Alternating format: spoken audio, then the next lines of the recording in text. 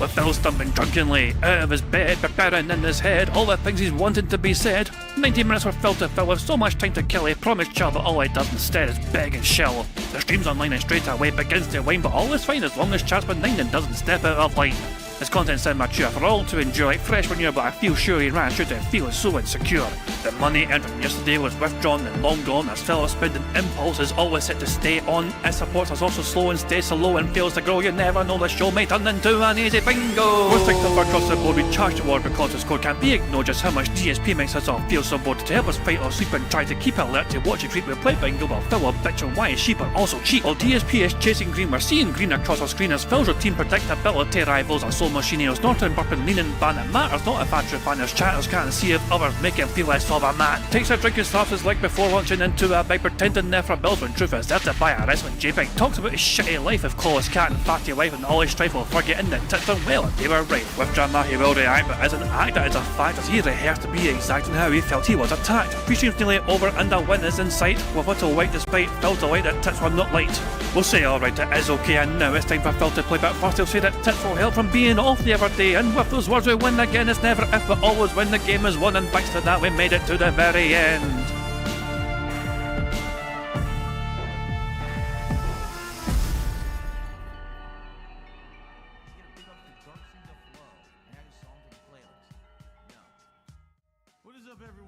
Hey guys, King Jad here, and welcome to DSP Bingo for Wednesday, Sunday 9th of February 2025, otherwise known as Super Bowl Sunday. It's just kind of, something the whole world pays attention to. It's an American sporting event, of course, you know what I mean, but the whole world seems engrossed by the whole spectacle of Super Bowl Sunday.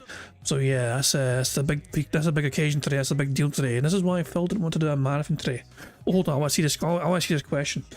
So somebody got permission to ask Phil a fighting game question. Here we go. Phil, so somebody asked, can I ask you a fighting game question? Phil said yes, and the question is, I understand that you dislike King of Fighters XV, 15, but I've never heard you say why. I personally love it, and I'm interested in knowing what an FG veteran has to say about it. That is a good question. Phil's excuse is going to be about how if you play King of Fighters, people can get a hold of your IP address, which means it is not safe.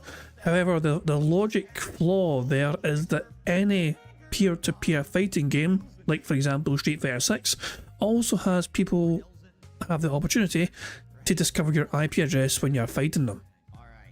So the excuse he uses for not playing King of Fighters is also what is involved in Street Fighter 6, if that makes sense.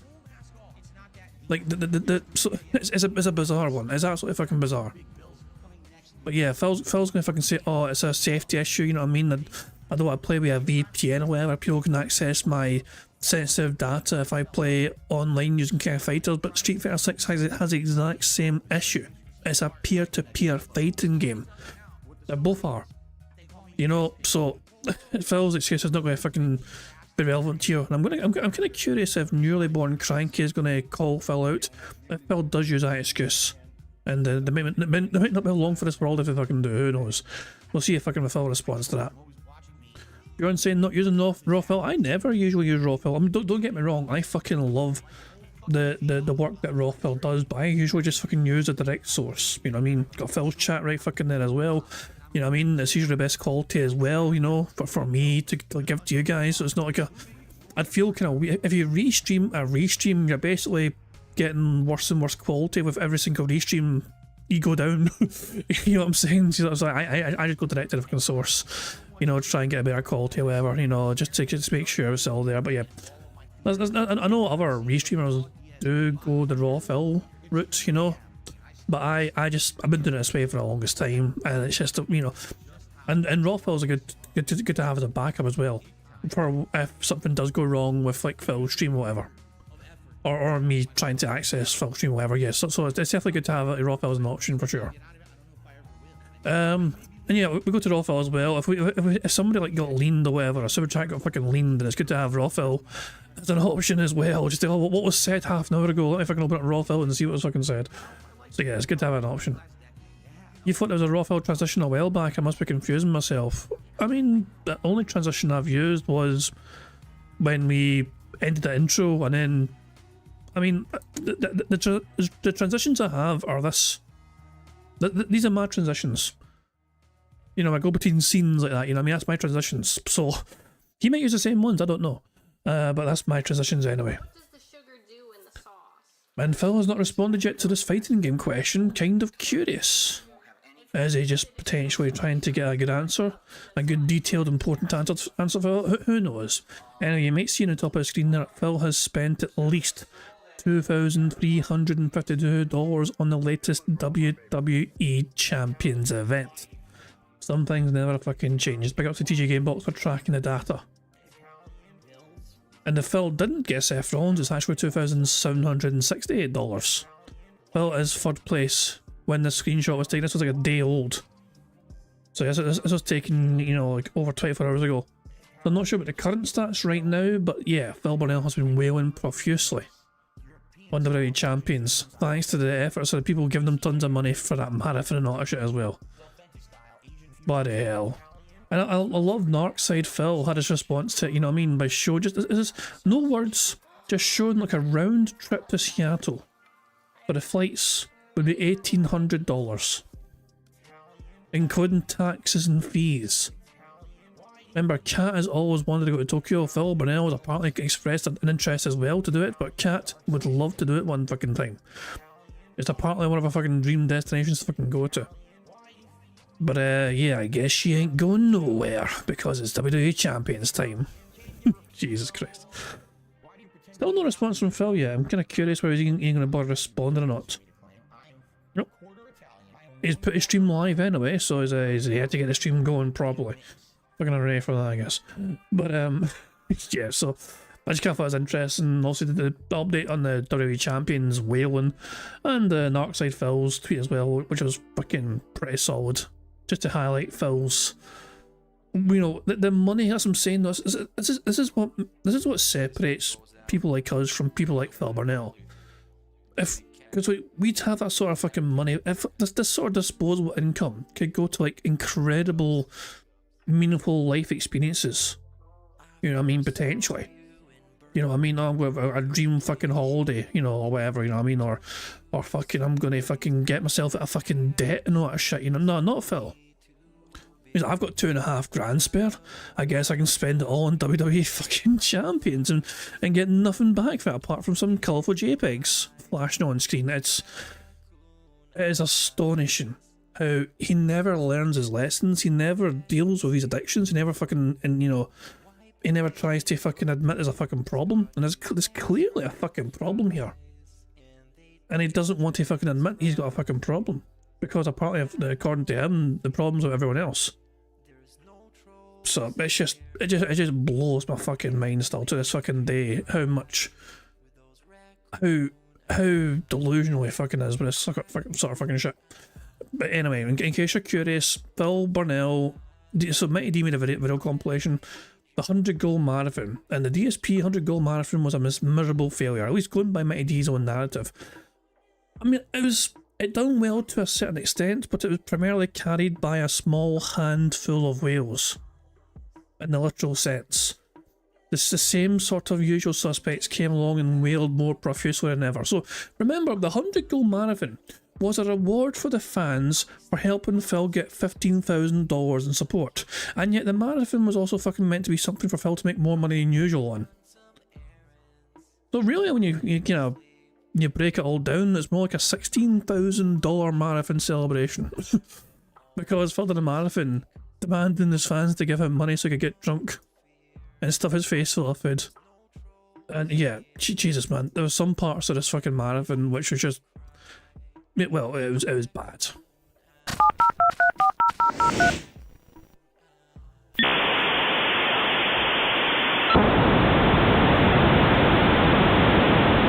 What?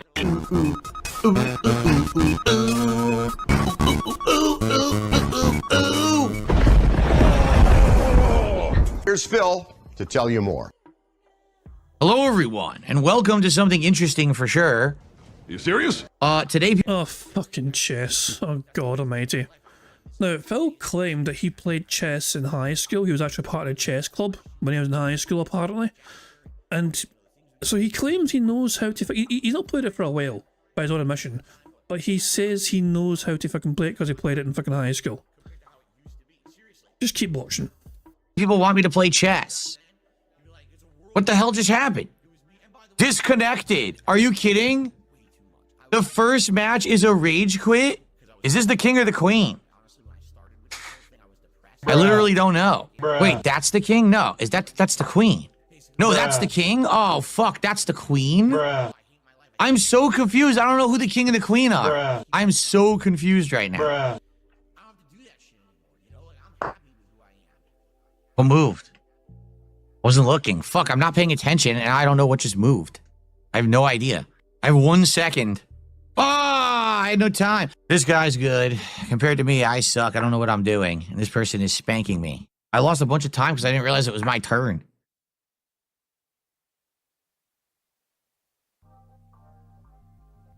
Dude, I did it again. It's not making noises when he moves. I realized it was my turn. I realized it was my turn. I realized it was my turn. He moved again. I didn't hear it. I'm not hearing the sound effect, so I don't know that it's my turn. Oh my God. This guy is such an asshole. I'm going to run out of time again.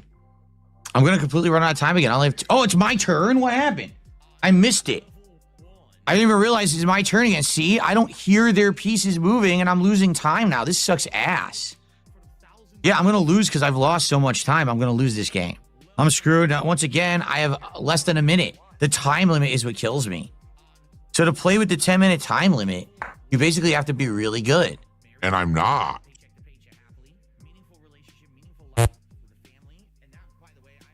Oh, I didn't even notice I'm in check. See, I didn't even know. Yeah, I'm done. Bruh.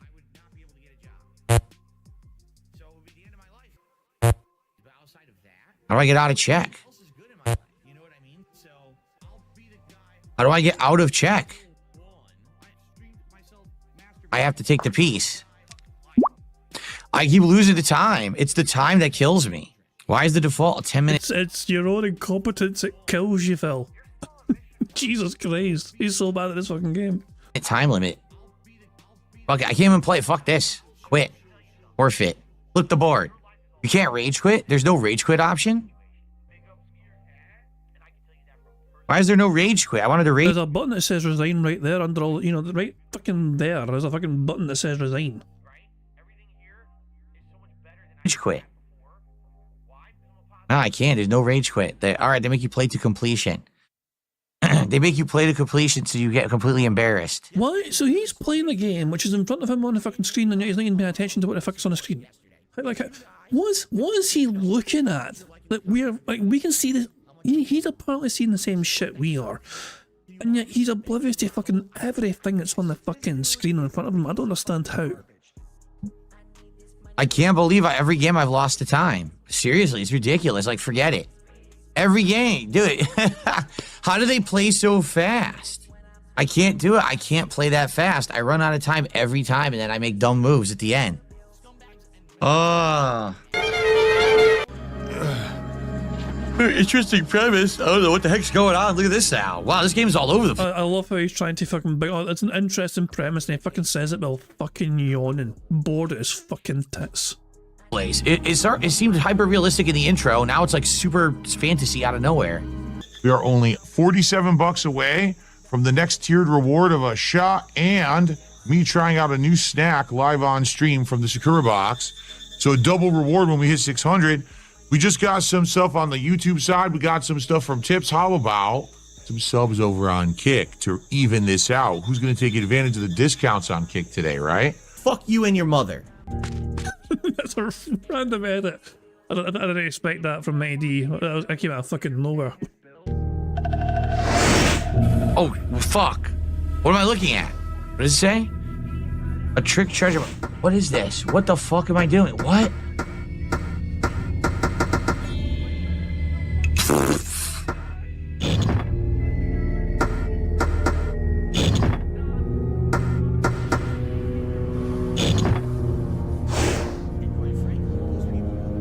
From my initial, like, I've never played this game, but I imagine you want the number 1 to be at the top left, you want a number 4 to be in the bottom left, you want a number 6 to be in the bottom right, and 3 to top right.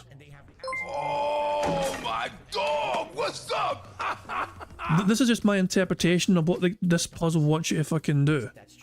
Would I be right in that or something? I would, because I've looked at this puzzle for a fucking second and I think that's what the puzzle wants me to fucking do. And obviously you fucking can rotate the blocks every time.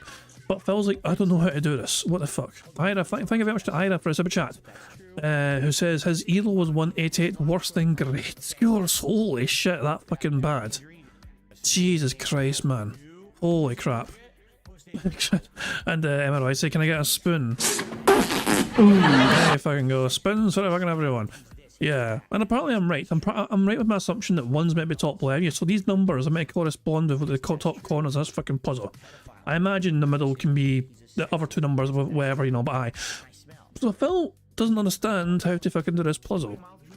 I mean, getting there, I'll say, I understand what you're meant to do, but getting there's another challenge altogether, you know what I mean? They want to fucking rotate things at a position that shouldn't be, but it doesn't seem the most challenging fucking thing in the world. You know? Like, for example, you need the 1 in 4 to be on the left-hand side. So you want... Oh, for God's sake. Yes, Jesus Christ, man. Oh, yes, does he ask Stream Chat to help? Oh, Phil apparently answered a question. Hold on. So the question was answered finally by Phil. So remember, Phil was asked this question. It took a while for him to answer. I understand that you dislike King of Fighters, but I've never heard you say why. I personally love it. I'm interested in knowing what an FG veteran has to say about it. Phil was asked this question, like, you know, 15 minutes ago, and Phil finally got around to answering. I liked it until I saw the meta, which is essentially low hopping over and over until you land one hit. Do one crazy huge extended combo and keep repeating it. It felt far too repetitive and made it boring.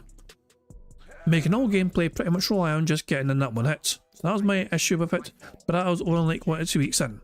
So that's the answer, and Phil's response to this was, weird issue in my opinion, short hop pressure is meta for most of the series, even if less so, but I get a Street Fighter player not liking it though, so that's cool.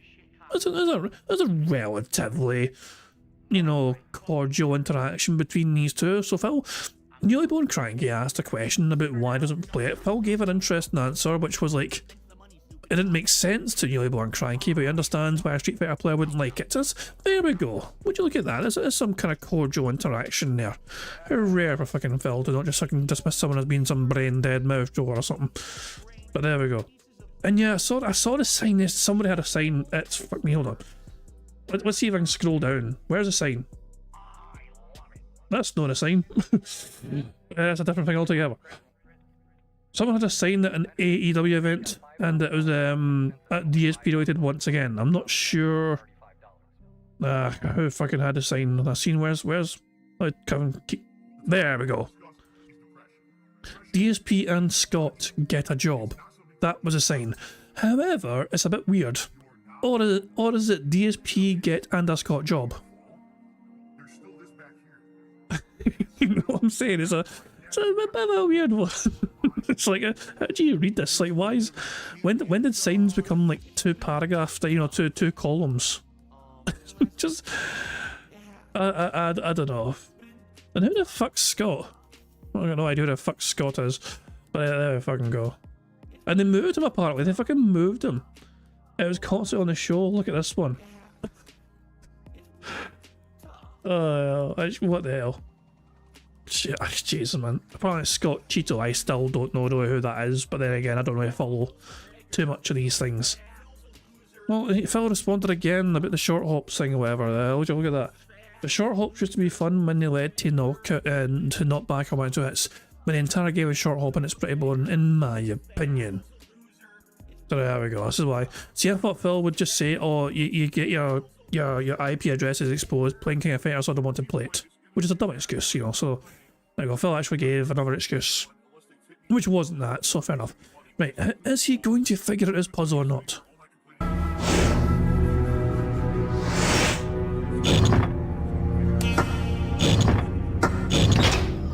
One, two, three, four, five, six. I got it.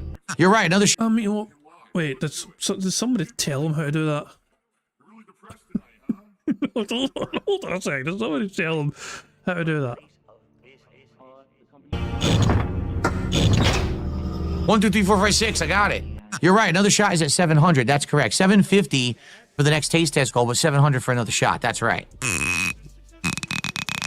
Oh, yes. He loved his bloody fucking Scotch brewy, man. It's like his favourite drink ever. Yes. That's not cheap stuff. You gotta savor the flavor, baby. That's good stuff. Go, go, go, go, go, go, go, go, go, go. You say fucking you gotta savour the flavour and you fucking neck it down in one quick go. Like, it's just fuck off. You have no comprehension of what it's like to actually fucking, savour and sample the flavour of these fucking things, Phil. Go, go, you go, McFist. Go, fucking butt fuck, forgot farts.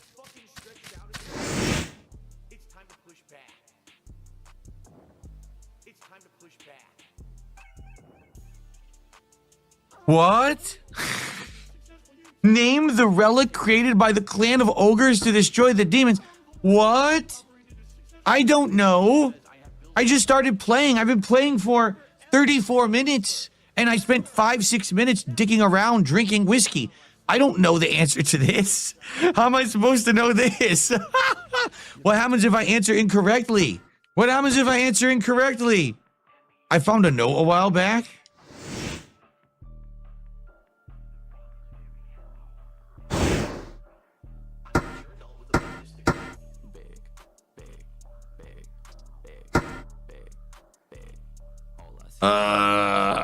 You'll tip if I wear the aviators? D'Anthony Chili, if you tip me a good amount, I will put on the aviators. I don't put on aviators for free. Sorry about that. Oh, I missed a super chat from Kev. I love how, like, a good amount. Like, I'm not doing it for free, and I'm not doing it for $1. I'm doing it. How much? Imagine that. If you tip a good amount. He really is a fucking dress up whore at this point in time. Give me enough fucking money and I'll fucking put clothing on for you. I'll put on the fucking sexy glasses for you. What the fuck, man? Kevin did a $2 super chat, and he plans on indoor hot tub streaming. Of course, that is the next evolution of my content. But we have to, we have to get there. Maybe if you guys get me to $1,000 tonight, I'll get a indoor hot tub, and we could do some hot tub streams next week. We'll see. Give me to $1,000 of support. We'll see what happens. All right. Another trick treasure box. Oh boy.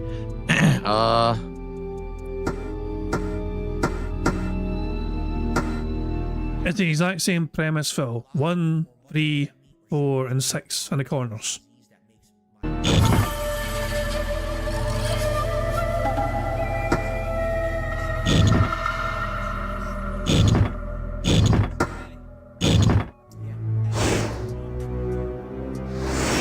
Five moves.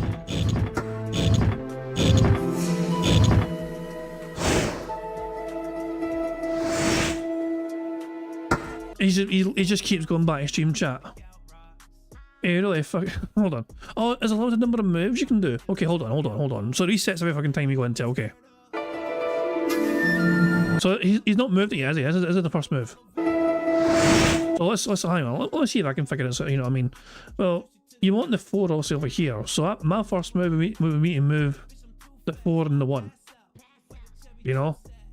Yeah, this I would go over here first and move this. That means why am I trying to fucking work this out? The first move should definitely fucking be moving this side though, in my opinion. At least that's my initial impression. And I'm probably rough, I don't know.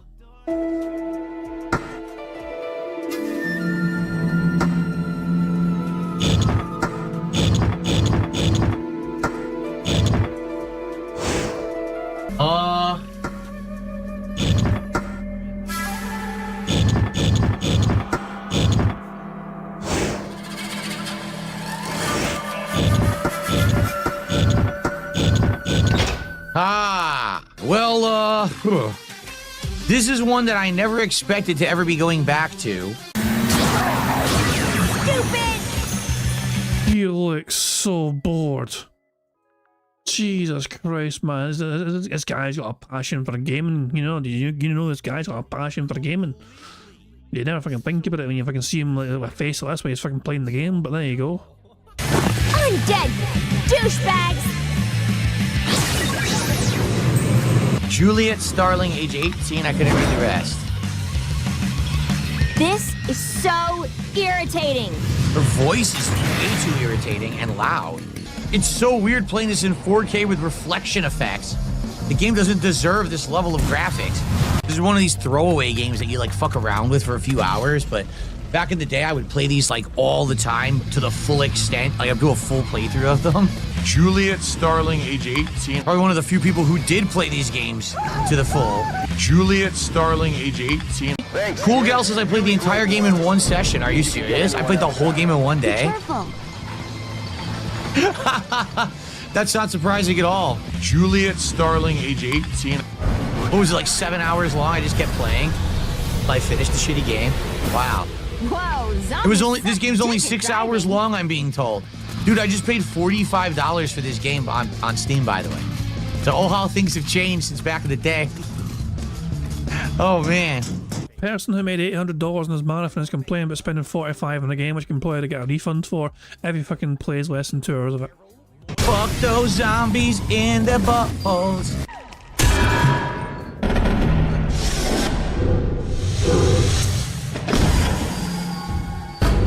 Decontaminate! Decontaminate!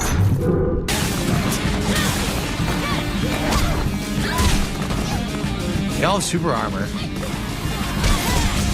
Yeah, see? They all have super armor and special attacks.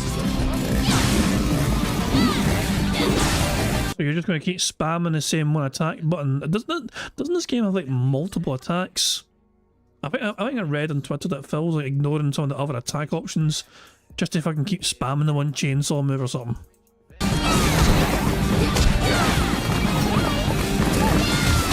Oh my god, they all have super armor. You can't even see. Come on. It's stupid. The game's combat is so basic. It's And you're stupid, Phil. Apparently Phil's going live. Oh shit. Oh crap, I was damn it. So as well as watching like highlights of the the fucking marathon stuff, I was going to watch this as well before we started, but I think we had to save that for tomorrow. Lecturo's put together a compilation of funny moments from him making Familia DSP, but we may have to save that for tomorrow. So yeah, I was going to watch this, but it's 20 minutes long. Phil's going live now, and we're still got like another yeah. But we got something to look forward to tomorrow. As I said, Lecturer made us a DSP Funny Moments with Phil compilation. I was going to watch it fucking today, but we'll do it tomorrow instead. We've got something to look forward to tomorrow instead. If you've not seen the share, of course, by the way, and you want to see it now, there is links in the chat, whatever. But we may have to, delay watching this on stream for like another day or so. Yeah, so sorry about that, Lecturer. But yeah, I've been looking forward to watching it as well. But I was wanting to watch it on your stream, but I thought, well, I better make sure we go over what's happened with Phil as well in the last couple of days and what happened in the marathon or whatever. Phil's actually on time for once. Kind of on time. So let's just make sure it's on 1440p. Let's make sure it's on fucking 1.5 speed. And we'll build up some speed up juice and watch the rest of this marathon compilation put together by the Mighty D. It's not fun or rewarding or satisfying. It's just a bunch of button mashing. And then they just tank right through it. Like, well, you couldn't do anything about that. There's no block. There's no counter. All you can do is this flip, which isn't even really a dodge. It's pretty lame. I can't even see what's going on right now. Look, can you see? I can't see. Hit you anyway. You're hitting him with a combo. He ignores the combo and hits you anyway. That was stupid. I had to keep leapfrogging him and hitting him with the chainsaw because you couldn't do a regular combo on it. Juliet, I am so totally gonna masturbate to you tonight. Wow, what a great thing to say. Degenerate loser.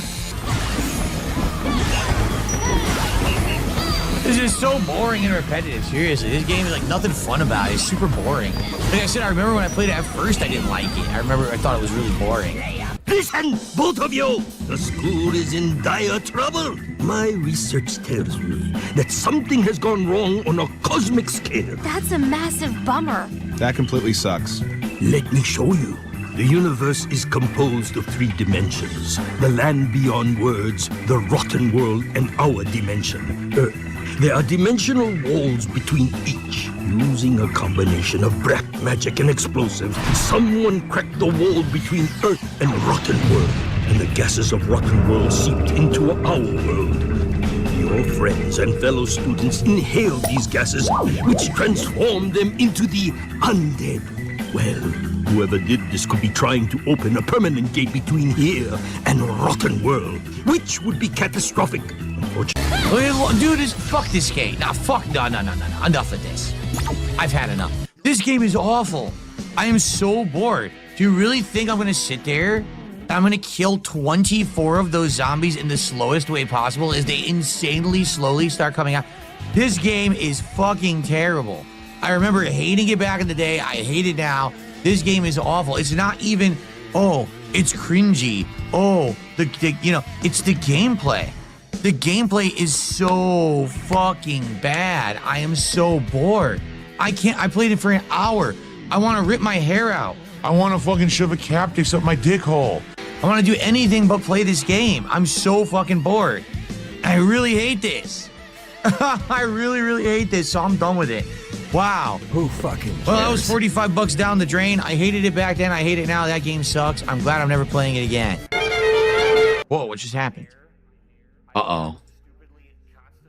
I think my camera's app just malfunctioned. That's not good. Oh, come on. Let me guess, my camera just froze. I called it. My camera froze. Look at this. The app is crashing and the camera froze. Stupid fucking cunt. Oh, wait a minute. Okay, hold on. It might work in a second. Give me a second here. It's crapped out completely. What the hell? Old bastard. Now the software opened and is claiming I don't have any cameras connected. What is going on? What the hell is going on? Alrighty, everyone. Well, this is Factorial. Oh god, Factorial. This game lasted like fucking 15 minutes. And then Phil fucking rage quit it because nobody was talking to him. Jesus, like, he went through a tutorial and then immediately fucking rage quit the fucking thing. Now, I've never played Factorial, but I've seen people, this is a game which requires a lot of time and effort, and you need to pay attention to what you're fucking doing to try and build cool shit in it, okay? I don't know why Phil was suggested to play this game. Wait, it's the demo? It's the demo of fucking Factorial. He rage quit a fucking demo. I know literally absolutely nothing about this game. A cold deposit, what did that say? This window occasionally pauses the game and gives you some hints. You continue the game by pressing. Why is it so small? Is there any way to make the subtitles bigger? All this text. The text is tiny. I can't read it because it's too small. I'm putting fuel there. It's not doing anything. Look.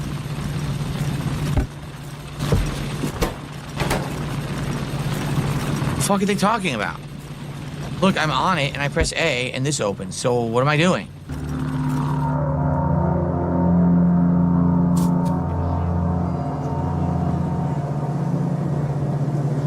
How do I get to the weapon slots? Not explained. Literally no one on stream on either side, YouTube or Kick, is paying any attention to this game at all. Should I just turn it off? I've been playing for 16 minutes. Literally no one has made a comment. No one has tagged me in chat. No one is paying attention. Fuck this. It's so stupid. Why did you guys nominate games that you didn't care about? Bruh. You nominated and voted the game. I'm just playing the tutorial. No one's talking about the game whatsoever. Literally, it's a complete waste of time. Everyone's paying no attention at all. So why am I playing the game? Okay, enough of that. On to something else. Hopefully that someone will pay attention to. All right. I swear, people nominated games for this marathon just to fucking make the marathon suck ass. But I think when we hit 50 goals, I'm just going to pick the games myself. Just like we do with Mega Man. You notice with Mega Man, it worked. Because I picked games that were interesting and I was drunk and I was trying to beat Mega Man drunk and it was fun. So next time I'm just not going to pick shitty games. I'm going to pick stuff that I know people will watch. No, I mean, I'm serious. Not a single person said a word about the game. I played it for 16 minutes. I keep looking. No one's tagging me. No one's talking about the game. Chat is dead silent. So why the fuck am I playing it? I'm not going to play it then. Fuck that game. That's why I didn't buy it, by the way. You notice, out of all the games today, that's the one I didn't buy because I'm not stupid.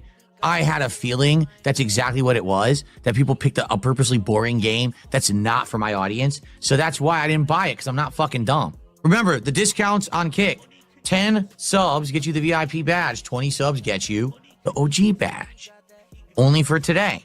I'm trying to hit some goals here. We want to hit the 600 goal. We want to hit the... I'm kind of tempted to try and play the Factorial demo myself and see if it's as hard as Phil's trying to fucking make out. No, well, Phil claimed it was fucking hard for him to fucking play the game, and then he fucking just quit it because nobody was talking to him, whatever, or nobody was giving him fucking money or helping him hold his fucking hand. I'm tempted to fucking play a demo myself just to fucking see how easy it is compared to how Phil made it seem. 700 goal. We want to hit the 800 goal. I want some shots. No, the truth is, I feel like we've had a better time today just chilling and talking than we did playing any game, right? When we played chess, it was fun for me, but not for you. Because it was me getting immersed in chess again. When we played Lollipop Chainsaw, it wasn't fun for anyone. It was super boring. That game is totally not for a viewing audience. It's not. So I don't think the games have worked very well. So from a content perspective, the marathon was an epic fucking fail. But from a getting money perspective, it was a total win for Phil. Right? Onimusha, I think, is the only one that maybe we have a chance we get something out of. But I'm not even convinced we're going to get anything out of this, to be frank with you. And no, Semi-NF says you took a sip, not a shot. Dude, I wanted to savor the flavor. This is flavored. This is not considered supposed to be regular hard liquor. It's flavored hard liquor. You want to taste it, right? I took shots of these earlier. I just did the whole thing, but I wanted to actually taste it better this time. Anyway. Thank you, Kev. That sounds like a scam. He wants to sip shots. They're called shots for a reason. For $2 super chat. I do not normally drink like this at all. This is only for marathon events. And only in conjunction with amazing amounts of support, so thank you so much. Let's do... Let's do this. It's a tiny little pig. A pig that rattles. What the fuck? Oh my god. Yeah, so that was my D's compilation of the marathon and everything else. You guys want to check it yourself at some point. There's a link in the chat right there. As I said, I want to watch this Fletchero compilation of it, the Familiar DSP Funny Moments of Phil tomorrow. And unless Phil does something bizarrely crazy, I mean, he'd go over tomorrow. But yeah, I want to fucking watch this though, for sure. But yeah, let's get started with bingo. So yeah, and also, if you've not seen the Lecturo funny DSP moment yet, the link is in the chat right there. But we'll watch it together on stream, hopefully tomorrow. So yeah, there we go. Anyway, it's time bingo. And yeah, also to play bingo, we're going to need to have a bingo number for the bingo card, which I'm about to show on screen right now. Jade has been an Ultra member in Phil's channel for 44 months. Ultra supporter, $20 every month for 44 months. He says, hey Bob, I don't know, like Monster Hunter, just talk to you in chat, okay? What a fucking robust message that was, Jade. Thank you very much for 20 buckaroos, says Phil. Fucking hell. Anyway, we need to pick a number for the bingo card, as I said, and let me think. You know what, Lecturo. I'm going to let Lecturo pick the fucking number, since we couldn't fucking watch his wee thing today, you know what I mean, his wee compilation thing. I feel bad about that, you know what I mean, I was planning to, and then, you know, time gets away from you, whatever. So, Lecturo, give us a random number for the bingo card. You know, no pressure, Lecturo, but it better be a good fucking number, or else we're going to fucking, I'm going to read like I've never read before, you know, I want to keep winning bingo. So, well, I'm going to let Lecturo pick the bingo number for the card today. Any number at all, Lecturo. No pressure, but it better win, or else we riot. Just waiting for Lecturo to put any number. Any number at all, pal. Yeah, within reason. Yeah, like yes, less than 1 million. Any between 1 and 1 million. Any number. Just between those two parameters, between 1 and 1 million, any number at all. 46, there we go. 46 is the number he's given us. Fantastic. Thank you very much. This is the bingo card we have for today's show. Thank you very much, Lecturo, for helping us pick the bingo number for today's show. This is what we need Phil to say and do to try and get the full house. We need Phil to say Kino Casino. Him giving somebody a leaning manual ban. Him saying behind the scenes, him butchering a word, and him being all siege mode. What is siege mode, you might ask? Siege mode is when Phil folds and crosses his arms when he's talking to the camera. The second row is Phil saying react. Time, you see him touching his face and him saying new games. The third row is Phil saying addition, by the way, momentum, goal, and Tim getting at least $50+ in support. The fourth row is Phil discussing his family, him discussing politics in some capacity, him saying you guys, business, and him having some scat talk. The fifth and final row is Phil discussing the weather, him standing up randomly, him saying wow, wrong, and finally allow me to explain. And spoilers in the future, Phil's been begging non-stop since he started the show. What a surprise. What a surprise that is. I guess it has nothing to do with the fact that Phil has blown about $2.5 grand on WWE Champion since Friday. All that money earned from yesterday was withdrawn and long gone. As the bingo fucking theme tune goes. Cool stuff indeed. So that's the bingo card we have for today's show. Thank you very much, Lecturer, for helping us pick it. We have won every single bingo so far in the month of February. Can we keep the bingo winning streak going? Who fucking knows? We'll have to wait and fucking see, of course. As you can see, below the bingo card, we've got a bingo prize fund, which is now in the triple digits, 103 buckaroos in the bingo prize fund. We win bingo today, adds $10 more to that bingo prize fund. There's a variety of ways as well for us to get free spaces to help us on our way to a full house. For example, if Phil burps, sips, or snorts 10 times before he starts recording for his shitey gameplay, that gives us a free space. If Phil, for every 3 minutes and 20 seconds that Phil begs, that also gives us a free space. Because we watch Phil at 1.5 speed, 3 minutes and 20 seconds in our time, and Phil's time is 5 minutes. So that's why it's 3 minutes 20. Just trust me. Every 3 minutes and 20 seconds on the beg counter is a free space. So there we go. If we get 5 new or rejoining members, for every 5 we get, that's a free space. And finally, the best way for us to try and get free spaces on the bingo card, if we get 100 likes on this bingo stream before we finish playing bingo, not only do we get free spaces, we also get to enjoy the Bubbles animation made by the supremely talented Pixar Animations to celebrate the 100 likes on stream. So you guys are in full direct control of some of the ways we can get free spaces, but the rest of the ways are controlled by Phil and his bizarre body functions, as well as him big and profusely like the little bitch that he is. Which apparently fucking does straight from the get-go, so we've got that to look forward to immediately. And yeah, also the bingo prize fund, as you see, we win bingo adds 10 buckaroos to the bingo prize fund, but the bingo prize fund is also made up of a quarter of my YouTube income for the month of February. So a quarter of what I make on YouTube for super chats and memberships goes directly towards that bingo prize fund. And of course tips as well. Tips, any tips that come in goes directly immediately towards that bingo prize fund, no matter how small, no matter how big, it gets added right onto it. And there's one more thing to cover, of course, but I'm going to let Phil Burnell explain that for me. Well, hello everyone, Phil Burnell here, letting you know about King Jad's Bingo and Marbles gameplay on YouTube.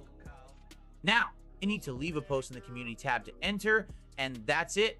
A lucky winner will be picked by playing Marbles at the end of the month. It is just that easy, any mouth-drooling idiot can do it. Thank you, yeah, fucking Dick, for explaining that for me. And of course, the most recent bingo winner was Chris Thanks, who won bingo for the month of January there. Chris, I believe that I get your email. The last email you sent me was basically explaining what you wanted with your bingo winnings, wasn't it? I think you said you wanted some to go to charity and the rest to basically go towards something else. Is that what you said? I think that's what you said. But yes, I've seen that response. I don't think I responded to it yet. But yeah, I did get that email from you. So yeah, so it was that one. Okay, cool. We'll iron out the details closer to the time. But I'll say big ups to you for not, you know, for wanting some of the money you won in January to go towards charity. So that's very kind of you indeed. So yeah, we'll get the details all ironed out properly closer to the time when I can actually give you the money, which is when I next get my, basically I wait for my next YouTube payday, and then from that you get the winnings. So you need to wait until like the 23rd or something. So yeah, nothing I can do bugs YouTube payment mechanics or and all that jazz. But yeah, I can also say, that's what I'm saying, Chris Thanks is the most recent bingo winner, and he'll probably say the same thing. He'll probably tell you as well, he never expected to win bingo. Every single person that has won bingo has never fucking expected to fucking win bingo. You've got to fucking be in it to win it, as the old saying goes. So, if you want your chance to fucking have a chance of winning this fucking February bingo prize fund, but you know, at the end of the month I have a marble race.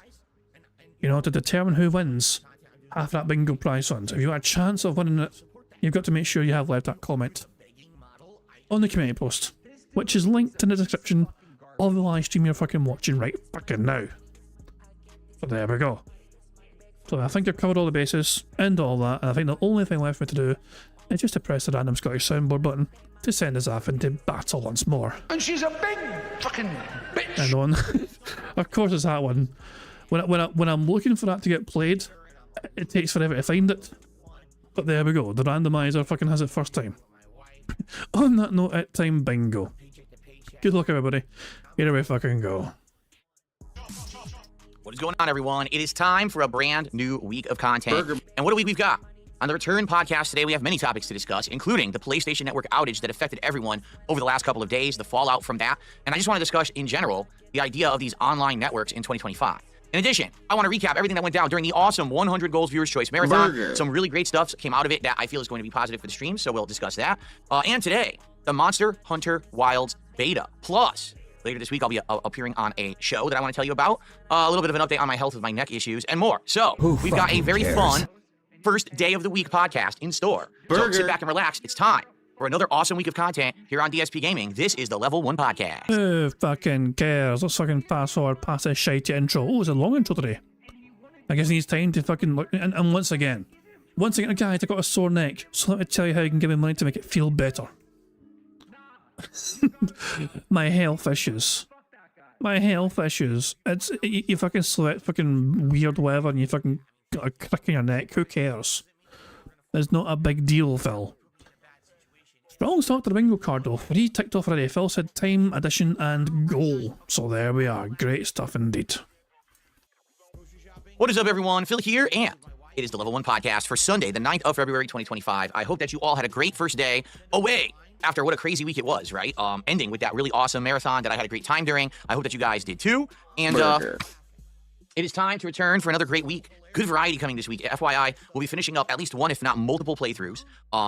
Starting up with some new things, including possible betas, seeing if we can even stream one. He said new things, not new games. Fuck, mechanic. Nah, we need to say new games. With them later this week. Me appearing on a show, which is out of the ordinary. I haven't done that in a little bit, and that's going to be kind of fun later on in the week. Plus, of course, all the festivities here on the channel of continuing ongoing multiplayer and the like. So it's going to be a good one, all right? I'm very excited. Now, I feel like we got a few different things to talk about, all right? And where do we start? Should we just start recapping, I guess, perhaps? First off, I just want to say I'm happy that this camera now seems to be working without issue, because we had a major issue that happened during the marathon the other day, and it drove me nuts, and I basically kind of got my last straw pulled, and I was like, that's it. So if you don't know what happened, during the marathon the other day, I'm playing various different games, and then at one point we were about to use that camera in order to do Feasting with the King, and all of a sudden the camera freezes, just goes completely boop, frozen, and everyone's like, oh, what happened? I go to open up the software for it. The software freezes and crashes, and I can't get the software to work at all. I'm like, what the? So obviously there's something seriously wrong. Basically, then I had to take down the stream for like over half an hour, and what I did is I forced the firmware updates, because this camera has... Wait, you forced firmware updates? Didn't you fucking tell your audience before that there was no such thing as firmware updates for this fucking camera? I'm pretty sure you told your audience there was no such thing as firmware updates. In fact, I'm pretty sure that... Hold on, I think Prophet said something to me.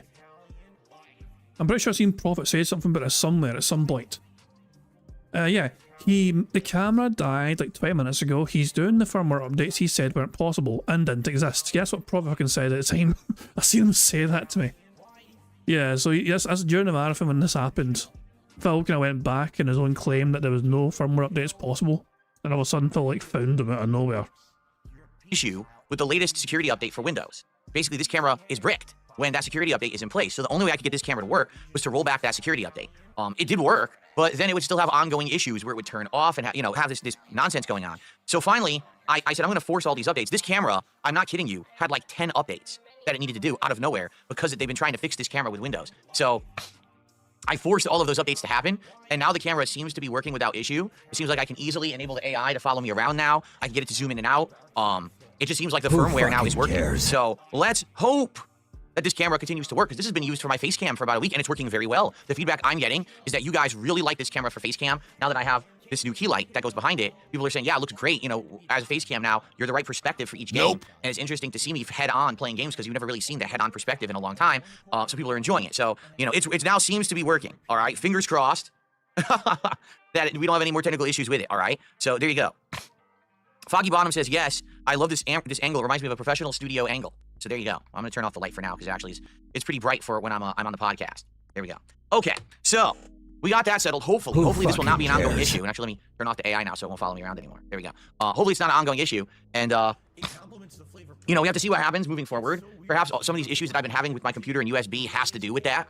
I don't know. I guess we'll find out this week. So anyway, during the marathon, let's do it. Let's talk about the marathon. Let's get this segment out of the way so we can focus on the future, shall we? So actually, here we go. We have a couple people contributing and some people talking about the marathon. All right. So here's the deal.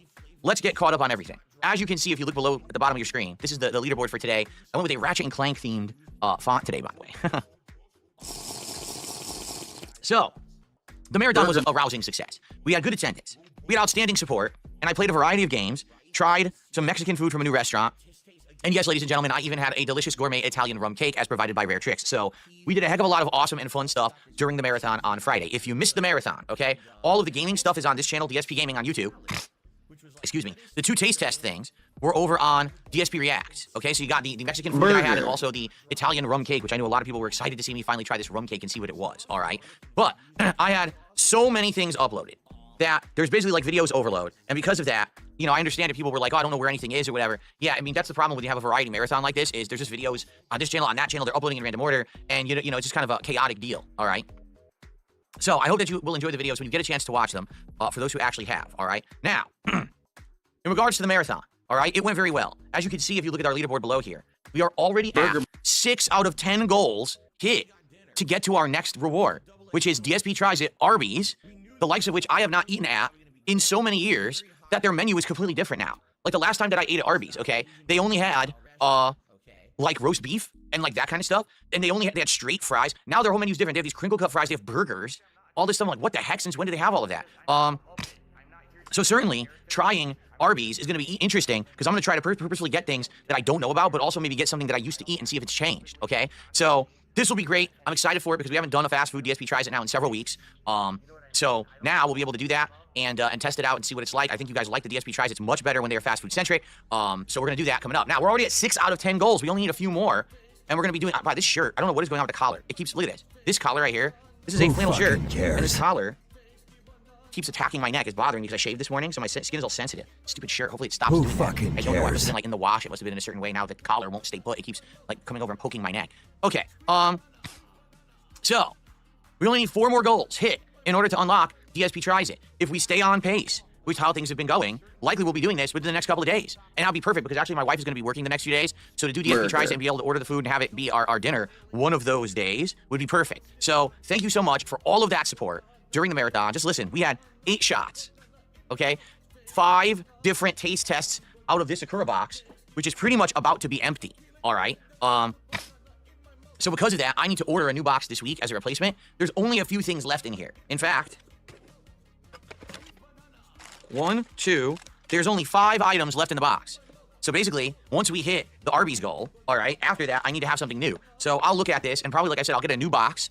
That won't be, I'll probably do like a European box or Turkish box, something completely different, because this was Japanese. They do have many different of these boxes on Amazon. So I'll look into another one and have it come by, like, hopefully, like, middle of the week. We'll see. Okay? Cool. Remember, every time we hit a goal, I do a taste test out of the box, and that's why we're almost done. You guys have been so supportive in the last week to get us to the marathon during the marathon, so thank you so much for that, all right? Very excited. Now, being that we're 6 out of 10, let's push to 10. Let's get that Arby's maybe tomorrow, maybe Tuesday, right? Let's get it going. Thank you in advance to any support. Remember, everything counts, including super chats, super stickers, memberships on the YouTube side, subs on the Kick side, and of course, tips, which count for both. Now, I will just say this. I came back this morning, and I took a look. 100 subs expired on Kick. I like to maintain the levels that I have, right? 100 freaking subs. Why is this your honestest problem? Hold on. Why is this? Hold on.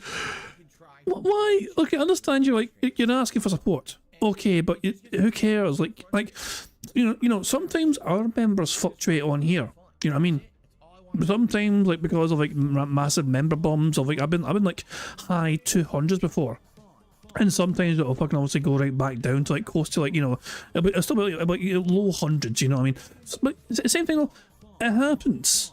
You know what I mean? And it is what it fucking is. Sometimes it'll go quite high, sometimes it'll go quite fucking low, it is. But it's just, but it's not a problem for you guys, though. It shouldn't be a problem for any fucking audience whatsoever. So why is Phil trying to fucking make it a problem for his audience? You know, it doesn't make sense. It's like, it was like guys, I've lost 100 subs on Kick. I was like, and? So fucking big fucking deal. Oh my god. We're about to get a free space for the bigs here. We're 20 seconds away. Fired on Kick over the day that I was off. So if you're on Kick, now would be a great time if you want to support via subs. Please do. I'll be honest. On the Kick side, it's been on the slower side this month. I would say the YouTube side has been pretty good. Tips have been great. But on the Kick side, it's been a little bit sluggish this month. So please support the channel in any way. You'll get a shout out if you do. And subs would be great today. A good way to start the month, okay? Thank you, everyone. And Jade, what's going on? How are you today? Good morning, everyone. I know a lot of people are now joining and saying hello. Shall we start with some shout outs? Shall we do that? All right, let's start with shout outs. We started with Cosmic Chalupa, who did a $5 super chat and said the following. Because this is going to be directly about the marathon. So we'll talk about everything that happened during the marathon now. We'll get this out of the way. Cosmic Chalupa says, I was sad to see Factorio end so quickly because I love the game. So here's the deal. 5 games made it into the marathon. And I had them all installed and ready to go. And basically the reason that we played the games in the order we did was voting. Like during the marathon, I asked people via polls, what do you want to see next? What do you want to see next? So we played the games in the order that people voted for them. You know, I didn't choose the order. So the first game that was chosen was chess. Then it was Lollipop Chainsaw. Then it was Factorio. And then we had time for one more game, and I made the executive decision to try Onimusha Warlords, all right? So, let's talk about that, shall we? Since we want to talk about Factorio, Factorio was the 3rd game that we played, and I knew absolutely nothing about Factorio at all. I didn't know what it was, okay? So I booted it up, and what you is you're a guy who's like a resource management guy, running around mining, crafting, you know, building things, and so it's a combination of various factors. It kind of reminded me of back in the day when I used to play games like Age of Empires and stuff like that. Now, here's the thing. I only played the game for like 16 minutes. Okay? And of course, it's a tutorial. So all I'm doing is I'm learning the mechanics of the game, how to maneuver the menus and the like. During the 16 minutes I'm playing it, I kid you not, the entirety of the stream came to a screeching halt. Viewers were leaving the stream en masse. Like we had, overall during the marathon, I think we had around 300 some people on YouTube and something like 50, 60 viewers on Kick. People just started leaving. Why don't you back it up with a source? My source is that I made it the fuck up. We went down into the 200s on YouTube and we were dropping on Kick rapidly, okay? Both chats completely disengaged. Hey, hold on. Did Phil say momentum without me being aware of it? Did I miss Phil say momentum? When did he say that shit? Hold on, did anyone else hear Phil say momentum? I don't remember saying it. Damn it. Morgana says they said momentum. Did anyone else hear it? Because I usually hear that and I missed it during the start of the beg. That's a long time ago. Oh, speaking of beg. $50 super chat from Iron Chef Sakai on Phil stream. Please rethink Kingdom Come Deliverance 2. It's been fantastic so far. Also, you got to swap your tunic out. It's obviously bugging you. Not suitable for the king. Jesus Christ, man. It'd be funny if Iron Chef Sakai was using, like, you know, stolen credit card or some pish just to fucking fund Phil's fucking ridiculous obsessions. Jesus Christ, man. Makes you wonder where the money comes from, you know? Because he's been spending an abnormal amount of money on little Phil Barnell lately. Jesus. You've got to... Costume changes required, sire. Fucking hell, man. Jesus. Anyways, there you go. So Phil's... But yeah, Phil said momentum, apparently. Shit. But in that case, if Phil said momentum... Burger! There we go. Okay, I ticked off. I'm sorry for missing that. And stopped talking to me at all. They were slow at... Did Phil definitely say momentum, by the way? Like... Fuck. Hold on. You say he said it at the start of the beg. The beg? Which beg? I feel it's been multiple begs. Rochebait also heard that it said. Yeah. And yeah, I might as well tick off $50 in support as well. But we'll get to it, yeah. Phil's definitely going to say it again anyway, so don't worry. As like molasses. No one was typing, no one was tagging me, nothing. So I'm playing this game for 16 minutes and I'm just learning the tutorial of obviously with some kind of a strategy-based game, right? It's probably going to be, you do resource management to build settlements and factories that are going to make things for you. I'm sure eventually probably makes robots and stuff. You probably have to defend your base against aliens and stuff. That's what I'm guessing, right? But I'm literally 16 minutes in and everyone on the stream is dead.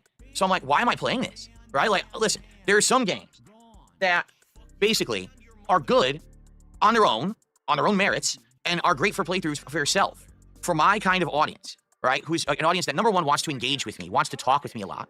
Number two, wants to see action. And that's what it is. My audience wants engagement and action. This game is the complete polar opposite. I can't engage with you because I'm trying to learn the mechanics of a complex game at an accelerated rate, and I can't give you action because there is none right now. So I'm not sure exactly what I could have done to make the game any better, all right? But I'm not saying anything negative about the game at all. Like, some people are so dumb, they're actually saying shit like, oh, you hated on Factorio, and you said it's a terrible game, and then you rage quit it. Literally none of that happened. Only a complete asshole would say that because they want to make me look bad. What happened was, literally no one on the stream was paying any attention to what was going on the stream. Why would I broadcast that content, right? I want you to think about this. I'm a live streamer. My job is to broadcast content that entertains an audience and engages them so they find value in it, want to stick around, and want to support it. If in the 16 minutes I played the game, attendance dipped, no one was talking, and it was completely dead, why would I continue that? Now, that doesn't say anything negative about the game. Nor did... You have done that yourself. Did I? I didn't say, this game fucking sucks, what a piece of shit, you guys are assholes. Never said that. Literally said, wow, this stream is dead, no one's engaging, let's just do something else, which is exactly what we did. All right? So, if you want to listen to a bunch of, basically, really mean-spirited people who all they want to do is try to seem like everything is negative, go ahead and listen to them, or you could just watch the actual video, in which case you'll see exactly what happened. I just sat there playing the game, and no one paid any attention, and I was like, let's move on, all right? So here's the deal, Cosmic Chalupa. I feel like Factorio is a game that would work for a certain audience who knows what to expect, okay? And that audience understands that there's going to be a lot of me learning the game and having to try to absorb it on a rapid pace. The audience that was there for the marathon was not that audience, right? That audience for the marathon was a variety audience, actually. A lot of people wanted to see action. People wanted to see me play classic games. People were there for various different reasons, right? So I couldn't just keep doing it. Now, would I ever go back to Factorio? I don't know. I don't know if that's the kind of game that honestly is going to bring in attention on my streams. Maybe there is a crowd for Factorio, like you, Cosmic Chalupa, who seems to really like the game. But I hate to say it, most people I think on my streams are not that audience. So we'd have to see, could we get people to come out and support Factorio if you're okay with that very slow-paced, have to think and learn these mechanics kind of a stream. So let's see what happens, but it definitely didn't fit the format of this marathon that we were doing, right? Like, this is not going to bring in attention, and no one's paying any attention to that kind of a game during a marathon. And by the way, that's also what I've said, is that when we're doing these marathons, you really shouldn't nominate a game that's like that. If there's a game that has a lengthy tutorial where you're going to have to sit there and learn all these complex mechanics, no one wants to see that during a marathon. At most, we're going to play these games for, what, an hour, hour and a half, if they're good for the stream? So why would you want me to spend my time learning this in-deep tutorial, right? So... Because you promised people that if the game was actually fun and good, it could potentially lead to a full playthrough. Viewer's choice, remember. Yeah, I mean, if this was like an Indies marathon event, it would have worked. It wasn't, okay? So anyway, talking about in general these games, let's do some more shout-outs, then we're going to cover all the games that I played during the marathon. Little PP Energy did a $5 super chat. If I send some gourmet head cheese from my hometown to you with fancy crackers, would you eat it on stream for a DSP Tries It? What? I would. I fucking love cheese. Yeah. No, I probably fucking do that shit. What in the holy hell is head cheese? That sounds disgusting. What is head cheese? I don't know if I want to know about that. Anything that involves a head, like a cheese coming from a head, that doesn't sound very appetizing. Does anyone know what head cheese is? Is he Googling it? Is he going to Google head cheese? Oh, it's a sexual thing? Well, then no, I don't want head cheese, you disgusting freak. Jesus Christ. Oh, Phil. Why do I feel that Phil Googled it?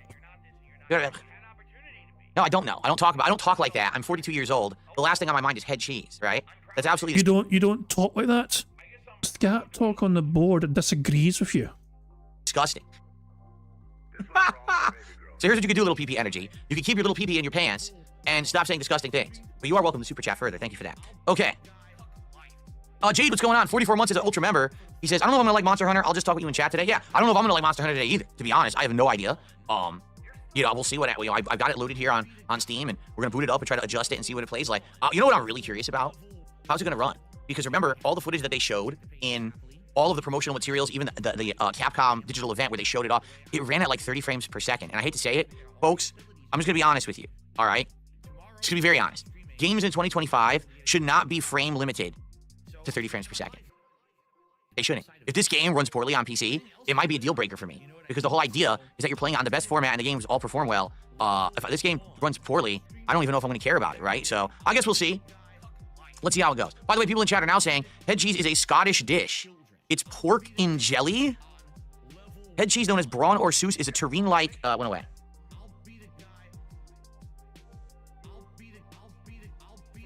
A terrine-like cold cut made by pressing cooked pig head parts together with gelatin. Oh! Oh! Oh!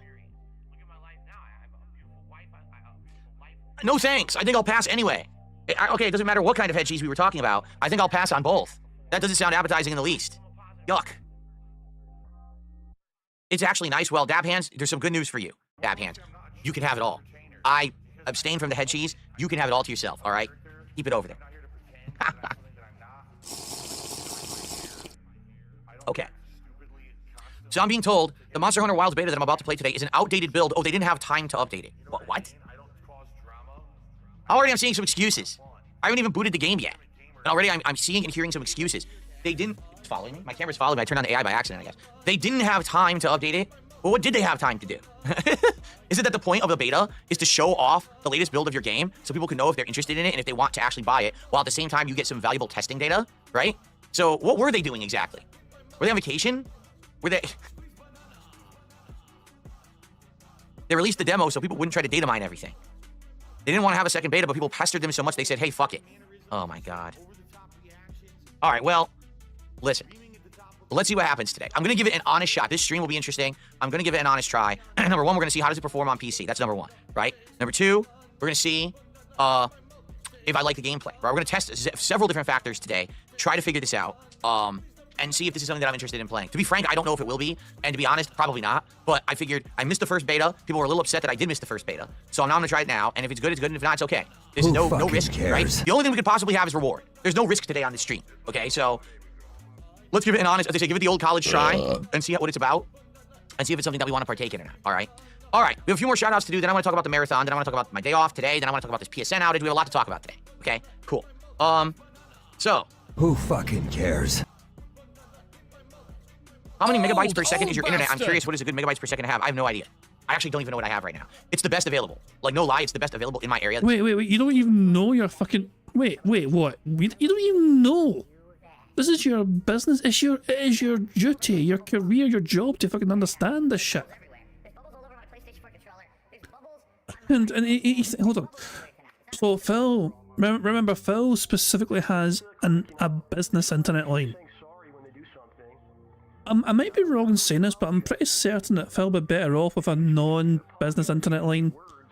Like he's got a sort of business, he's got a sort of fucking internet that a small office might fucking use for their work.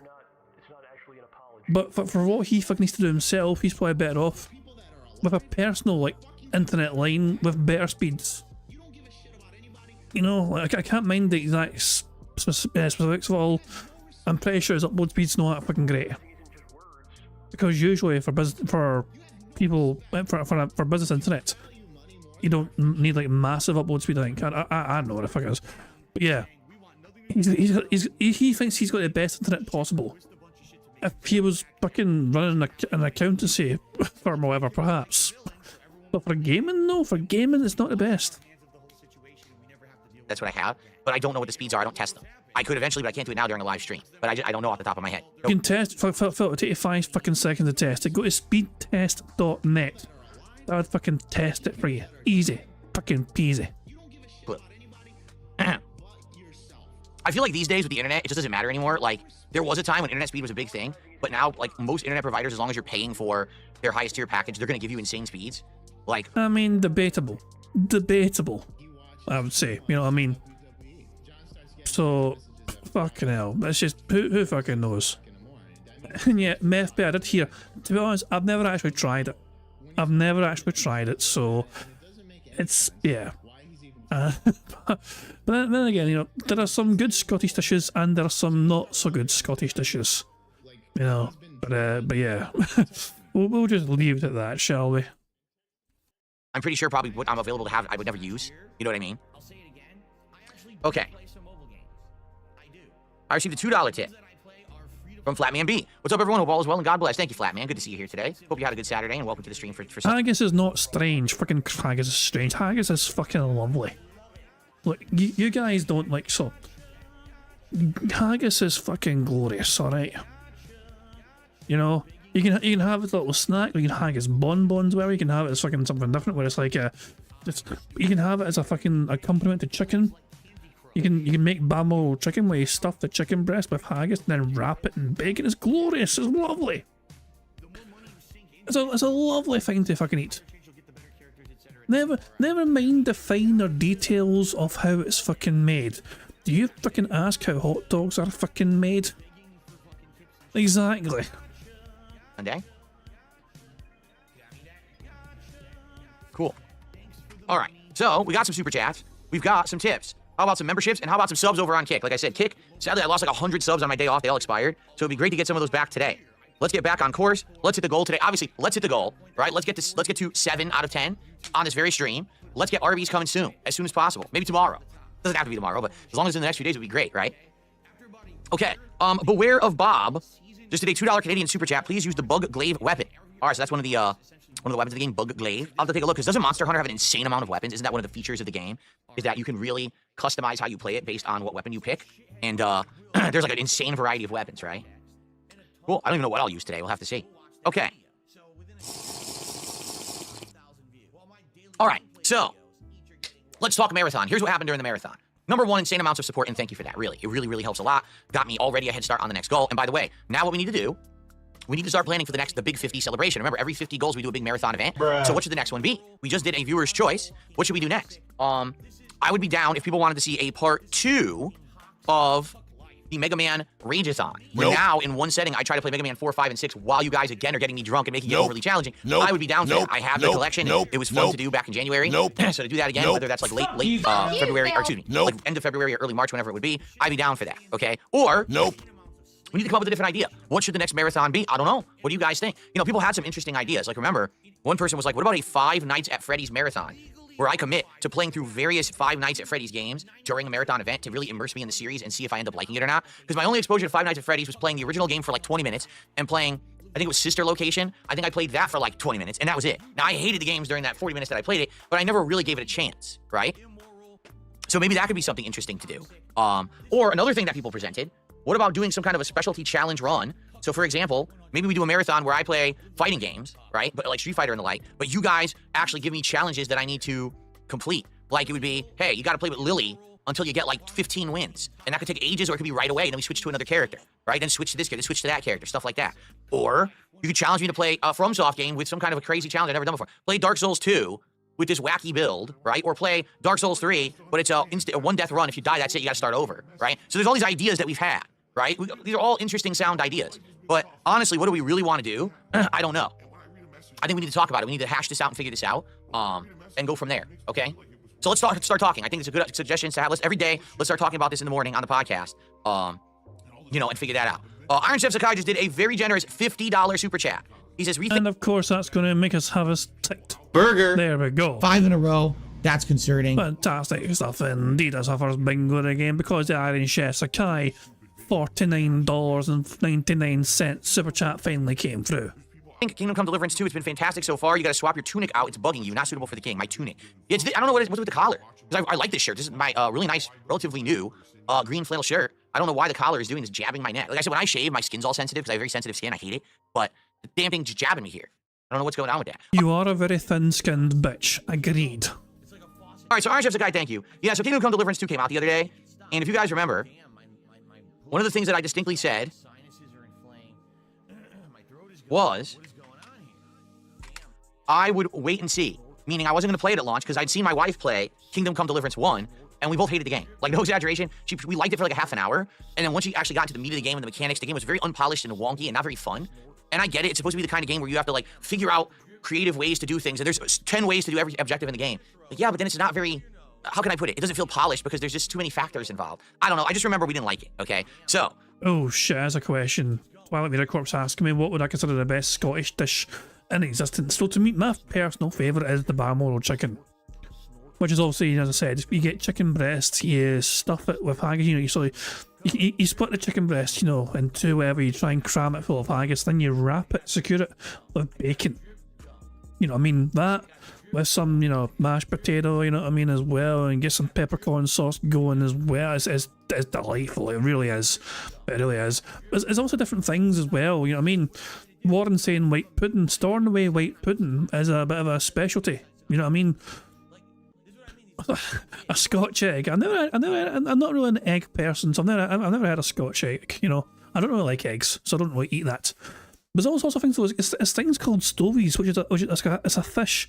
There's a place called Arbroath, I think it's Arbroath, which is a home of the stovey, which is a unique way of like cooking the fish or whatever. It's like smoking a fish, you know. It's on the East Coast, yeah. I think it's Arbroath. It does it. But yeah, I've never tried that. Not stoggies, it's stovey. Oh, for God's sake! Hold on. Hold on. Stovies. Let me fucking find something for you to show it. There's a fucking channel.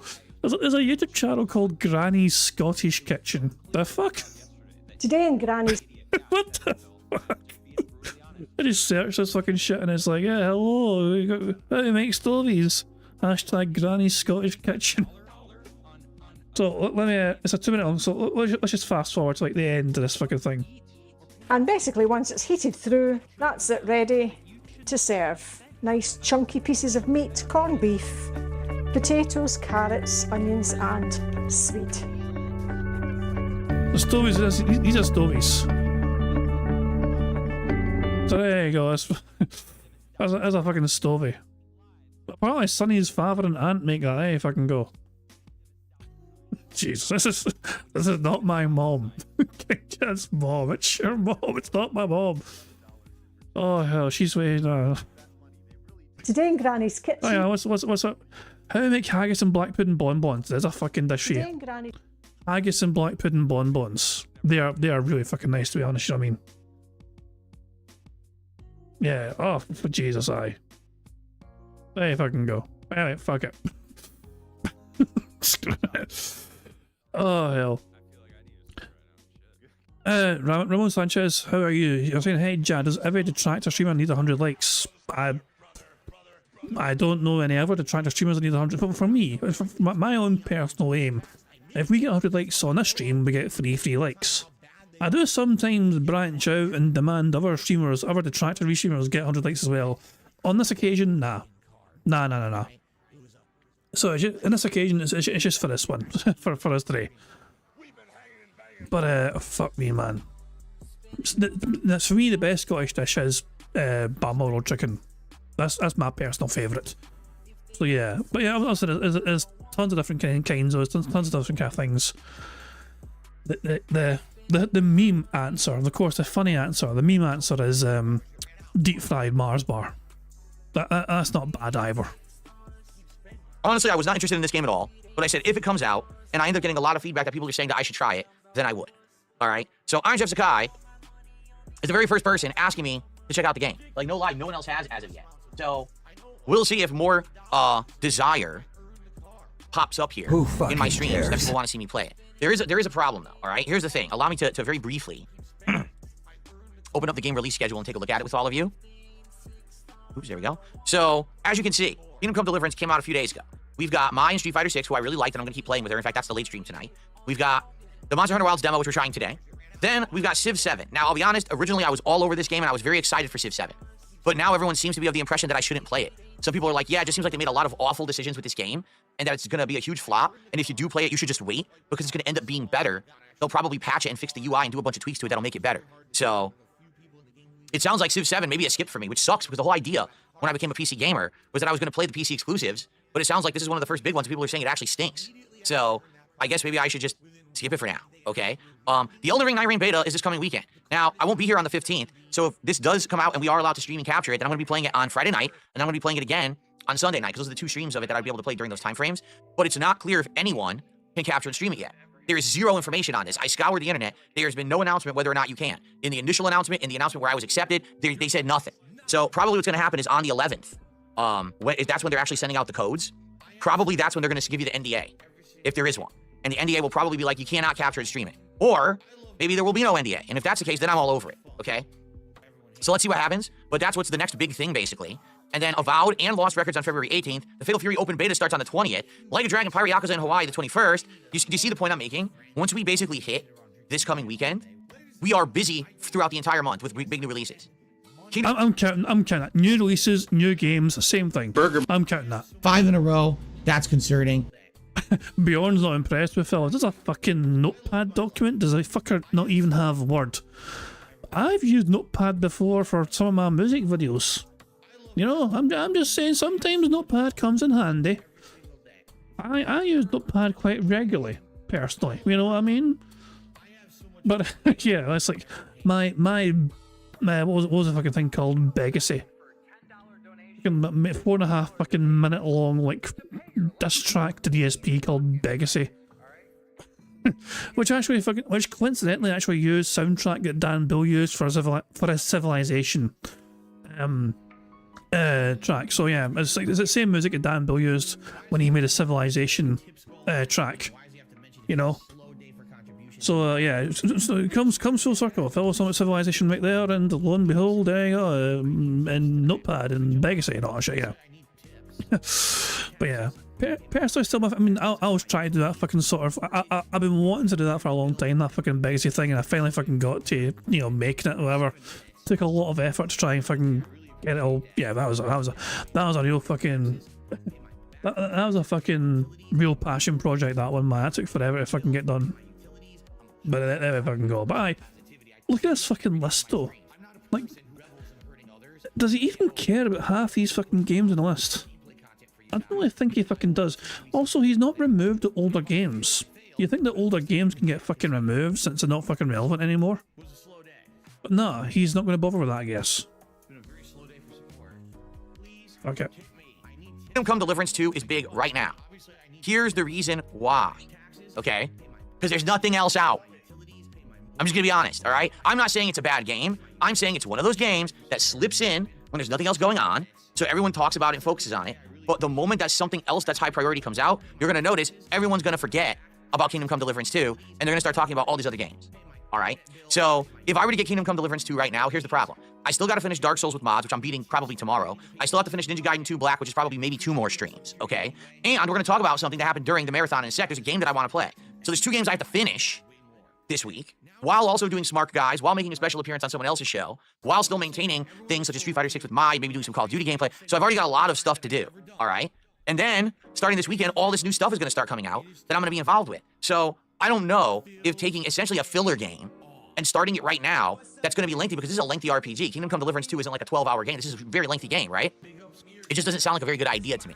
And I get it. There's some people who like it and want to see me play it. But number one, it's not on my radar. I didn't like the first one. And I just don't see myself having time to play it. You know what I'm saying? Who fucking cares? So let's see what happens. But for now, Kingdom Come Deliverance 2, I'm going to be honest, doesn't look very good.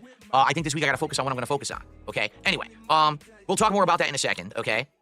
Let's continue now talking about the marathon and how it went. Okay? So let's talk about the games that I played during the marathon. Obviously, Factorio didn't really work. So what else did I play? The first game that everyone voted on was chess. And here's the thing about chess. I like chess. It's a game that makes you think. It's a game that makes you feel like, you know, you really have to put intelligent thought into it. It's not one of these games where you can really coast. But at the same time, number one, I hadn't played chess since I was a teenager. Okay? And number two, I've never played speed chess ever. I've never played any kind of timed version of chess. I've only played chess where people are playing against each other and there's infinite time limit. So I got my ass handed to me because I was playing a game that not only was I rusty at, but they were forcing my hand to play. So either I took too long and I lost the timeout, or I had to rush and made bad moves. So to give you some perspective here, I think I played 6 games. The only games that I won because my opponents quit, okay? So I won 2 games to forfeit. Then 3 whopping games I lost to timeout because the time would run out. That's just wild to me. I lost 3 games to timeout. 1 game, a guy was really good, and he kicked my ass. He checkmated me. I was like, okay, that guy was pretty darn good, admittedly. But there was a game, no lie, I was winning. I still had my queen. The other guy had almost no pieces left, and I still had my queen. All I had to do was get his king into a checkmate position, and I ran out of time and lost to forfeit because the time ran out. I'm like, oh my god. So here's the thing about chess. I enjoyed it.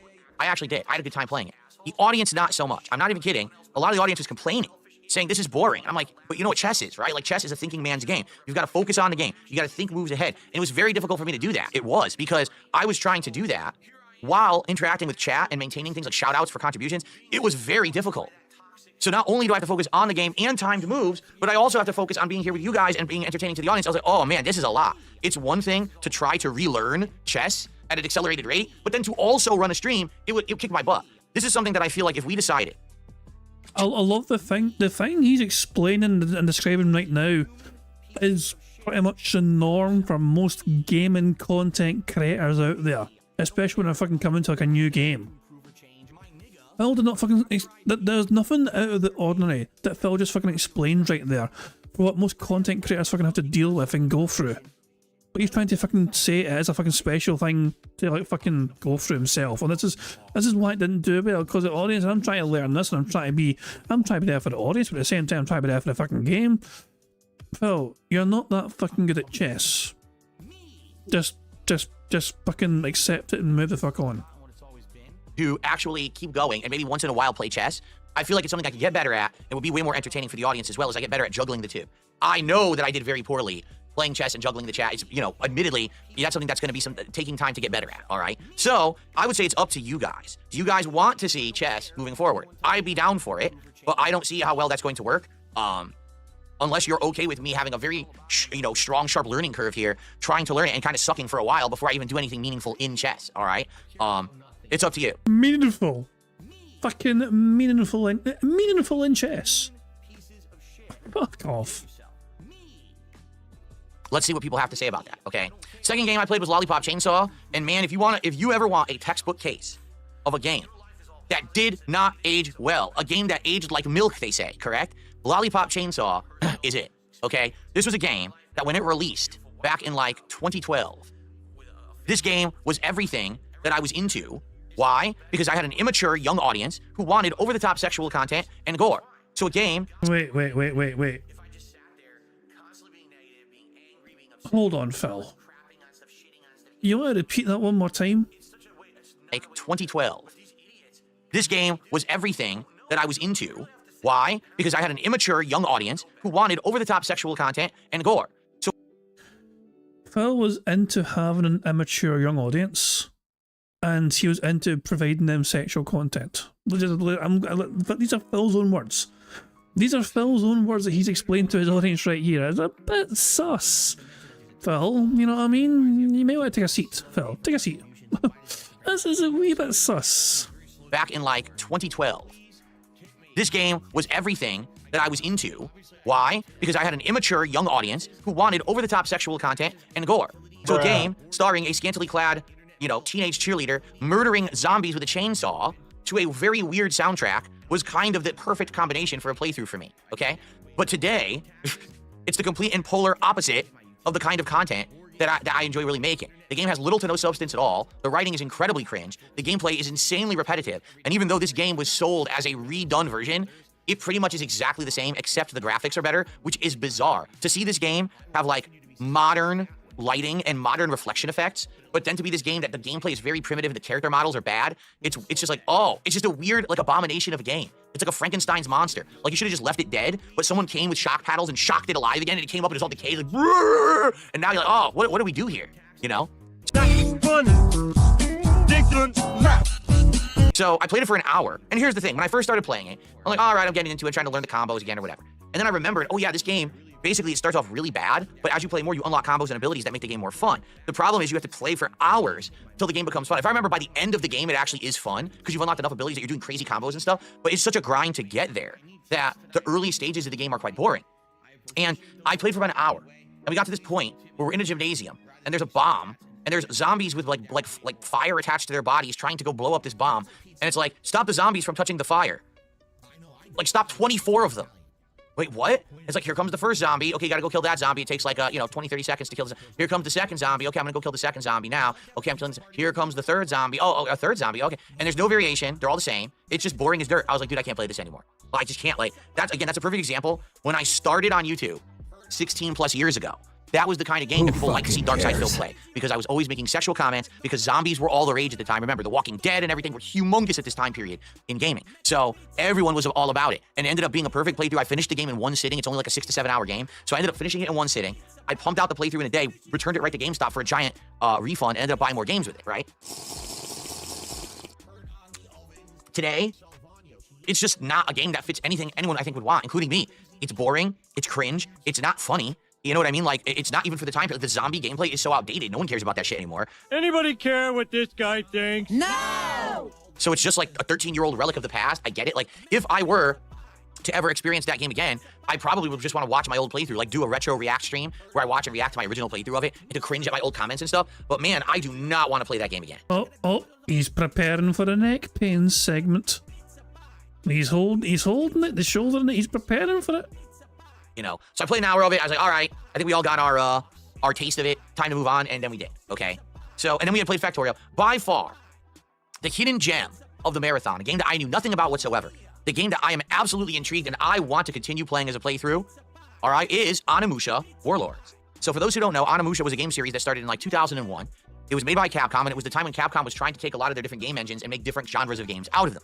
So they actually took the Resident Evil style fixed camera angles, limited resources, jump scares, puzzles, and they combined it with samurai gameplay and made this unique hybrid game that I didn't even know existed. And so people had asked me to play this. I was like, all right, let's try it. So Onimusha Warlords is a modern remake of Onimusha, the original game from back in the day, now with modernized graphics, improved controls, and stuff like that, okay? So, excuse me. I tried it out, and it was funny because some people were like, oh, it seemed like you didn't like it at first. No, it's that I just eaten a giant meal, and I had been drinking, so I was kind of sluggish, but I had a coffee, and while I was playing Onimusha Warlords, the coffee kicked in. So when it did, I started, paying more attention to it, and I realized I really liked the game. So it has like combos and abilities and stuff that you would play in like a hack and slash fighter game, but then it's got, limited inventory, and it's got item use, and it's got puzzles that you need to solve. I was like, oh, this is actually kind of cool. And the fixed camera angles, you would never expect that in this kind of game. I was actually really enjoying myself. I played it for about an hour, and by the end of that hour, we had gotten pretty far, right? We had fought our first major boss and kicked his ass, and we were fighting different enemies. I unlocked 2 different kinds of swords, the electric sword and the fire sword, and we were leveling up our ability to unlock the locks, and I was just having a great time.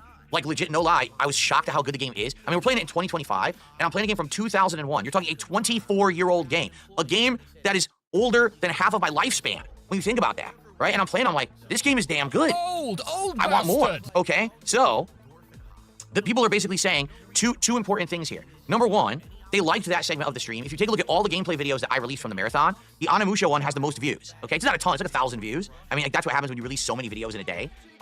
But it has way more views than any of the other games that I played during the marathon. So right there, that's the indication that people definitely enjoyed that more than anything else that I did. That's number one. Number two, people have now told me that apparently Onimusha 2 is going to get a remaster later this year.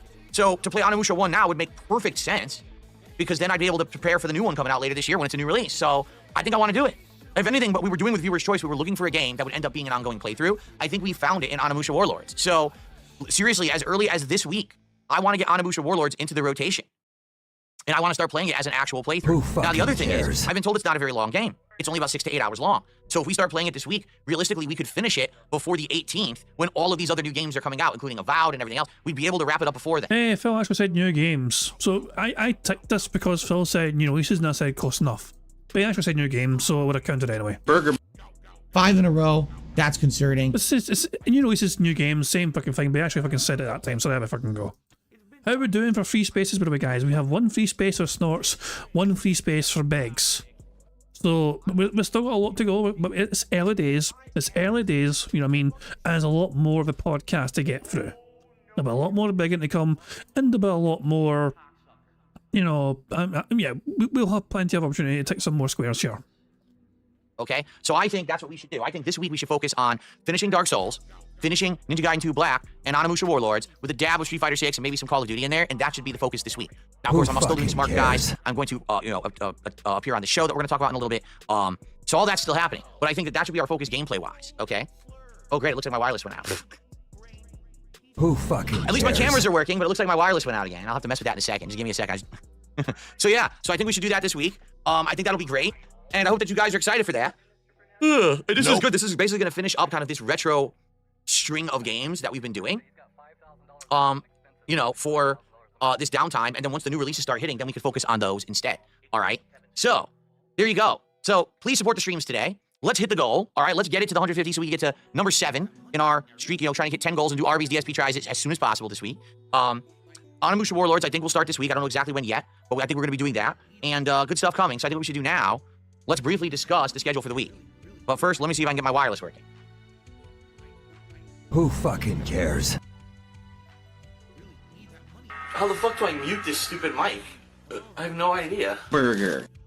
Make the bad man stop. Fuck you, Phil. Shut the fuck up, Philip. You want me to beat your ass? Get out of here, Philip. If it doesn't work, it vest for dinner. Always been a fucking douche. doesn't work. I'm not gonna freak out about it, but it is annoying that this damn thing just keeps disconnecting on me.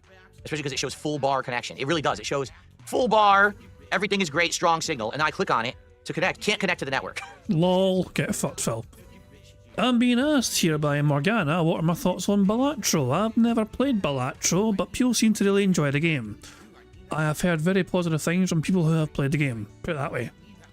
So, yeah, like, it's just, it seems like a game that people really enjoy, and it's a game that can really grab your attention and you can spend hours playing it. But it does seem like a good game. I've not messed with it myself, but I've heard it's pretty fun. This fucking piece of shit. And again, I know it's not my router downstairs. It's a brand new router. Brand new. Nothing to do with the router. It's got to be the wireless adapter in this PC is a piece of dog shit and just decides to randomly not work for no reason. And then it'll come back and work for like 3 days straight. And then it'll just stop working again and then it'll work. It's a piece of garbage. Okay? I'm trying to think if maybe unplugging, replugging something sometimes actually helps it. I don't know why. Well, I can't imagine what that would change, but... Who fucking let me test cares? something. This is still working, correct? Okay, so it's not like the motherboard is malfunctioning or whatever. All the stuff plugged into it is still working. It's just a piece of garbage. Like, really, the motherboard, I think, is just a piece of trash. Let's put a wireless adapter into the motherboard that barely works. It'll work for 3 days and then just stop working entirely. Yeah, it just can't I'm kind of half surprised Phil doesn't actually call it a waveboard. connect to network, so I'm not going to fucking bother with it. Or what I'll do, I'll turn off the wireless, and then in a minute, I'll try to turn it back on and see if that fixes it. I don't know. Anyway.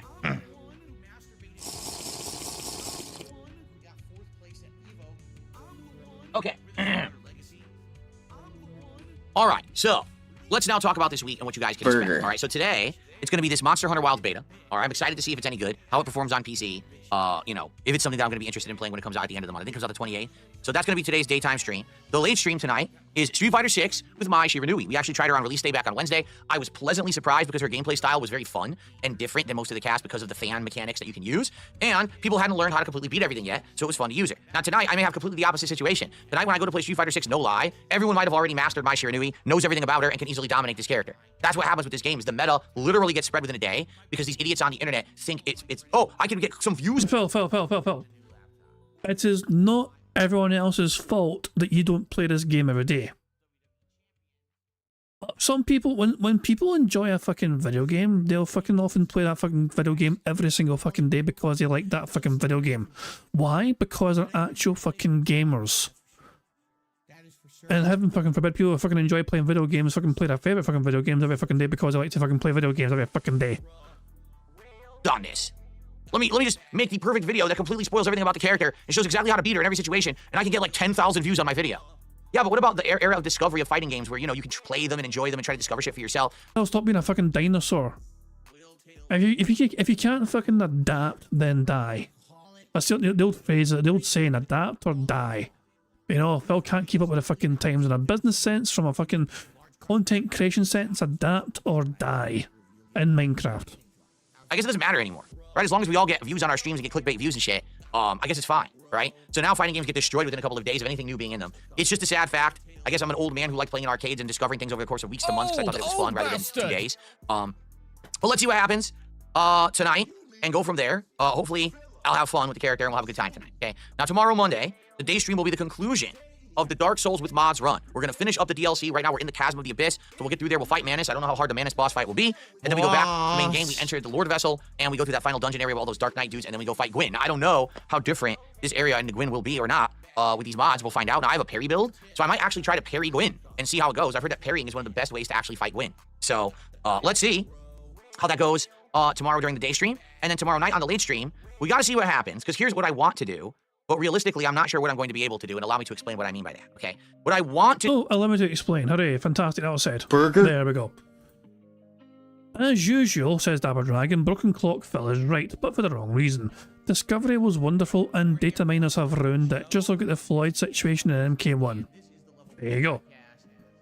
Chris Tanks as well says, don't forget, even when he played Street Fighter in the arcade, he monetized it gambling. You're damn right.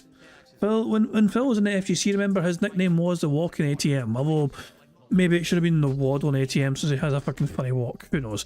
But yeah, Iron Chef Sakai is begging Phil to change his top. What the fuck, man? Do tomorrow night is I want to play Call of Duty Black Ops 6. All right, I haven't played it now in many days. We've been having a lot of fun playing it, right? Especially that last time I played, we were using the cleaver, then we were using the Uzi, and we were kicking ass, getting attachments for the Uzi. I was melting people with this thing, double fire and stuff like that. And if you remember, I played with a sniper rifle for the daily challenges, and I actually did really well with it. So I think I eventually want to start using a sniper as well. Okay, but there's a problem. Who fucking cares? All right, my neck is still killing me, and I know I'm not really showing it right now, but basically every single day my neck has changed. All right, so wait, what do you mean? Every day my neck has changed. That's a weird way of saying that. I'm still not recovered. It's just, I'm not fully recovered yet from my fucking neck injury, whatever the fuck happened to it, you know? No, most normal people would fucking say it like that. I'm not really fully recovered yet. But Phil, of course, is not fucking normal. Every day my neck has changed. On the Thursday, it was an elbow. And then it fucking turned into a fucking toe. Yesterday I woke up and I was in excruciating pain. And no lie, yesterday all day long, no matter how I moved, I had shooting nerve pain in my neck. Okay? Today Good. That sounds fucking great. I'm glad your fucking day was full of you being in fucking pain. What goes around comes around. I woke up and I'm feeling a bit better, all right? But I'm still having pain and problems. Right now, instead of having shooting nerve pain, I just have an aching pain going down my shoulder blade into my right arm. Okay, every day it's different. So you know what that means? Because this happened to me before. Basically, this disc in my neck and or the vertebrae that is messed up, it's shifting every night when I sleep. And eventually what's going to happen is it's going to shift back to its natural position. It's going to be fine again, but it could take a long time. You know, I had this one time, I told you, it took over 2 months for it to finally go away. So I don't know how long it's going to take. It got so bad, I ordered a special pillow that's being delivered today. And you know what? I can't he's ordered a special pillow. I can't ignore it, but the microphone's in the way. Oh God, it's so annoying. Okay, every day it's different. So you know what that means? Because this happened to me before. Basically, this disc in my neck and or the vertebrae that is messed up. I really hate the fact that the microphone's in the way of him doing this because it's a fun looking image. This is a kind of fun looking like image here. It's shifting every night.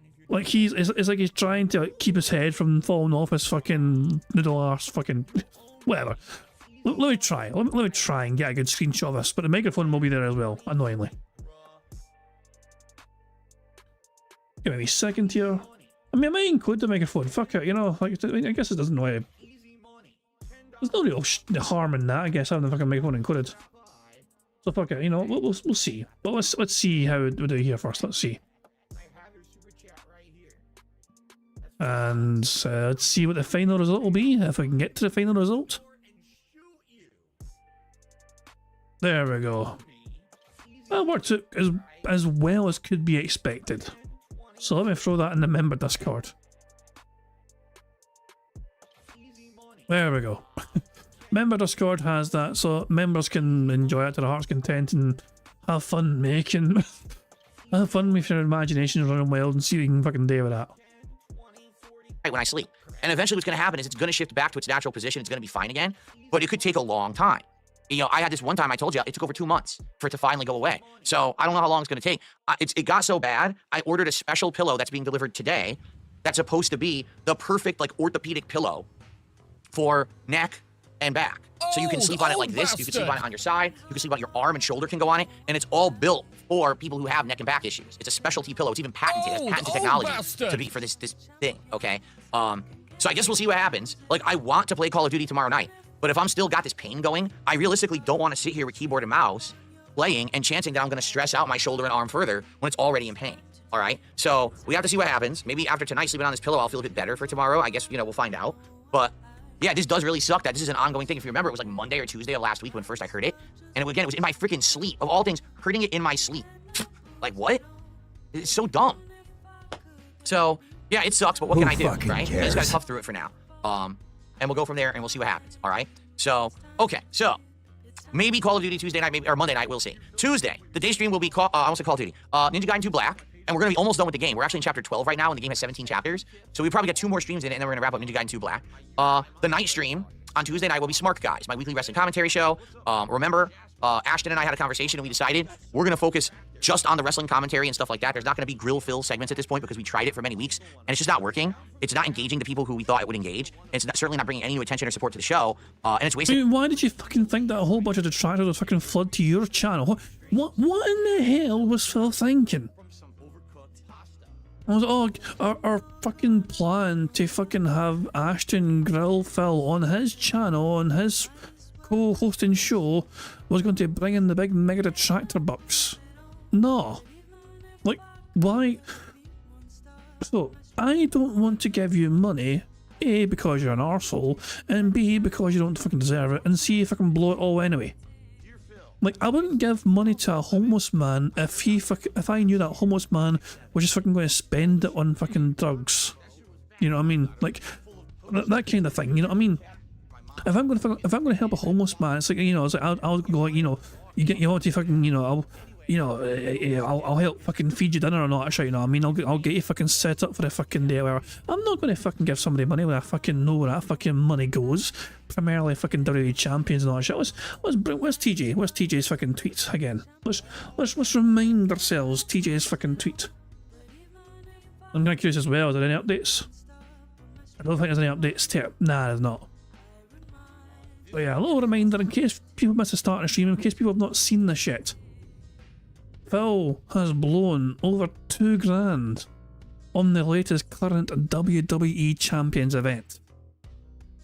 But this is an update from yesterday.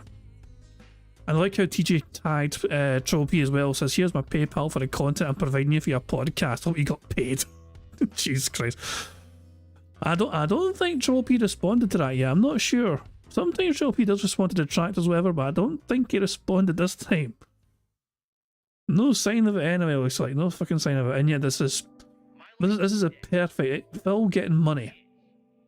this is basically what Phil fucking does with his fucking money. Just burns. Oh, and Gigi Anno as well. What's it kicking it off for? Hold on. Iron Chef Sakai has gifted 537 subscriptions to Phil's Kick channel.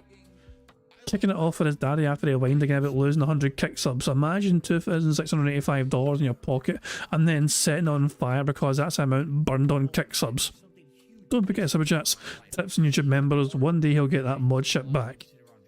So I assume that Iron Chef Sakai has also whaled Phil on Kick today, which triggered such a response there from Gigiano. Jesus, man, what the hell? A lot of time. It's making the show way longer, and we're not benefiting from it. So we're just going to do wrestling commentary this week. Okay, so for those of you who say, hey, we just want the wrestling, you're going to have a good time this week because that's mostly what it's going to be. Okay? Who fucking cares? Fair enough. All right, Wednesday, okay, kind of up in the air because now we have to decide what we want to do. All right, do we want to do, hold on because I have here. Do we want to do more Ninja Gaiden and just beat it right away? Or maybe I want to start with Onimusha Warlords. Nope. Okay, and I was thinking we probably should start with Onimusha Warlords because I had such a good time with it. Maybe give it a major stream on Wednesday and see how it does. Okay, and then Wednesday night, maybe we do more Street Fighter 6 with Mai Shiranui. All right, so that way I'm playing it a bunch of times and I'm trying to stay in the rotation and not, you know, get too rusty with her before everyone masters his character. All right, so that's it for now. On Thursday night, I'm not going to be doing a regular late night stream. On Thursday night at 7 p.m. Pacific time, which is 10 p.m. Eastern time, I'm going to be appearing on a live show with Steven Cambian as host. Who fucking cares? He's calling this, I'm going to be on episode 1 of a new series he started. And the name of the series is The Most Controversial People on the Internet. All right, I already told you what the show will be, but just to reiterate, here's what his idea for the show would be. Okay? He says, I think you have a good story of being an early adopter of gaming streams and Let's Plays. Obviously, you were a pioneer of that genre, and we want to talk about your early history and the explosion of gaming channels, Twitch, girls who stream their gameplay bikini-clad, WWE mobile controversy, your super crazy trolls, the links that they go to. I also want to talk about what it takes to survive as a content creator, because I'm sure you have some excellent insights having survived the game for so long. I promise you a fun and cathartic interview, a journey through your history with some highs and yes lows, but, you know, I want to basically have a highlight on your survivor attitude despite all of your detractors. Sounds like a great show to me. That sounds like it's going to be entertaining. Sounds like it's going to fucking pish, to be honest. You know what I mean? Like, what's the... Like, you've already done this, Phil. Like, this is nothing... There's nothing new for you to fucking go over here. You know what I mean? So what's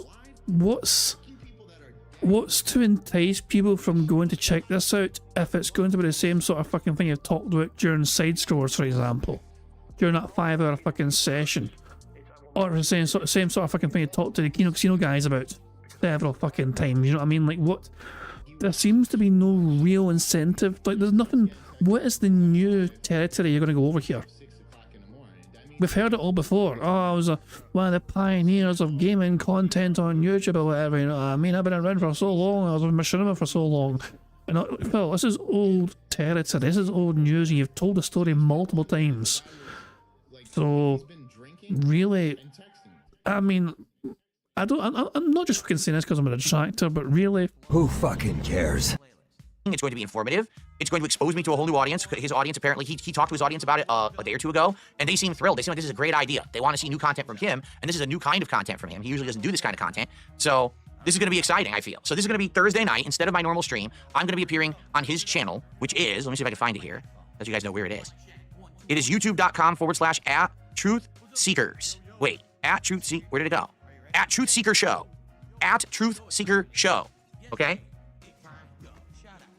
That's what you want. @truthseeker show. That's where you can find it. remember, apparently he's not going to do this live. Apparently, because I think it interferes and clashes with Phil's dinner time. So I think it's going to get pre-recorded. So... Or is that changed now? Wait, I think that's fucking changed because Phil said he's not going to be here for night stream. The original plan, I think, was for Phil to fucking do this, like, not live, but I think it's going to be live now on the night stream. Is that what Phil's trying to imply here? I don't know. This should be interesting, all right? I'm going to have a good time. Now, I've already notified him about the unhinged weirdos that are going to show up to the show, so he's well aware that my trolls are going to show up and bombard the chat and everything, and I told him I'm not going to let them derail our conversation or whatever. I'm not going to pay attention to it. Like, basically, I'm just going to act like we're offline having a conversation. I'm not going to have the chat... Wait. So, hold on. Phil, 2 seconds. This is not... You're not in charge of the show. You've been invited by someone else onto their show. Come the fuck in or fuck the fuck off. So really, you have no grounds to fucking set any rules for how the host conducts their show on their channel. Let them deal with that, and don't try and fucking interfere. Because it is not for you to fucking call. It's not for you to fucking say. Thank you very much to Pam Solo for popping our 16-month bingo bad membership message saying big ups here towards a free space. Let's get a full house. Hopefully we get a full house indeed. So yeah, thank you very much Pam Solo for that. Very much appreciated. Or nothing. I just want to be on the show, and but I already warned him. Expect unhinged behavior. Expect racism, sexism, doxing. They're going to do every nasty thing they could possibly do to derail the show. They're also going to be, bringing up a zillion toxic things about me, of which Steven's already going to be well educated on because he's already educated himself on me for this appearance. All right, so there you go. We'll see how the show goes and go from there. But I'm excited to do something. I haven't done something like this in a while, right? And I'm excited to do it. He's Steven's been multiple times on Kino Casino as a guest. He's a great guest. Yay! Phil said Kino Casino burger. Well, I wasn't sure if we're going to get that one today or not. On the election night show with him, along with many other guests. A politics talk, election night. Burger. There we go. We're cooking the gas, guys. We're 3 away from a full house. You realise that? We're 3 away from a full house. 100 likes would be a bingo already. It was a good time. So I feel like this is going to be a good time. I feel like this will work well and it'll be a good show. So let's see how it goes Thursday night. If you want to see me, that's where I'll be. Now, he said that the interview will roughly be 90 minutes. But, we'll see what happens. If it really is only 90 minutes, then what I might do is start up a quick stream over here on DSP Gaming after the fact, just to say, hey, here's how I feel it went. Wait.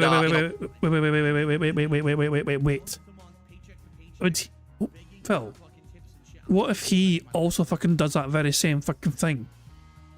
Would you complain and cry about them fucking talking to his audience about how he felt the discussion went? Like you fucking complained about Side Scroll was doing?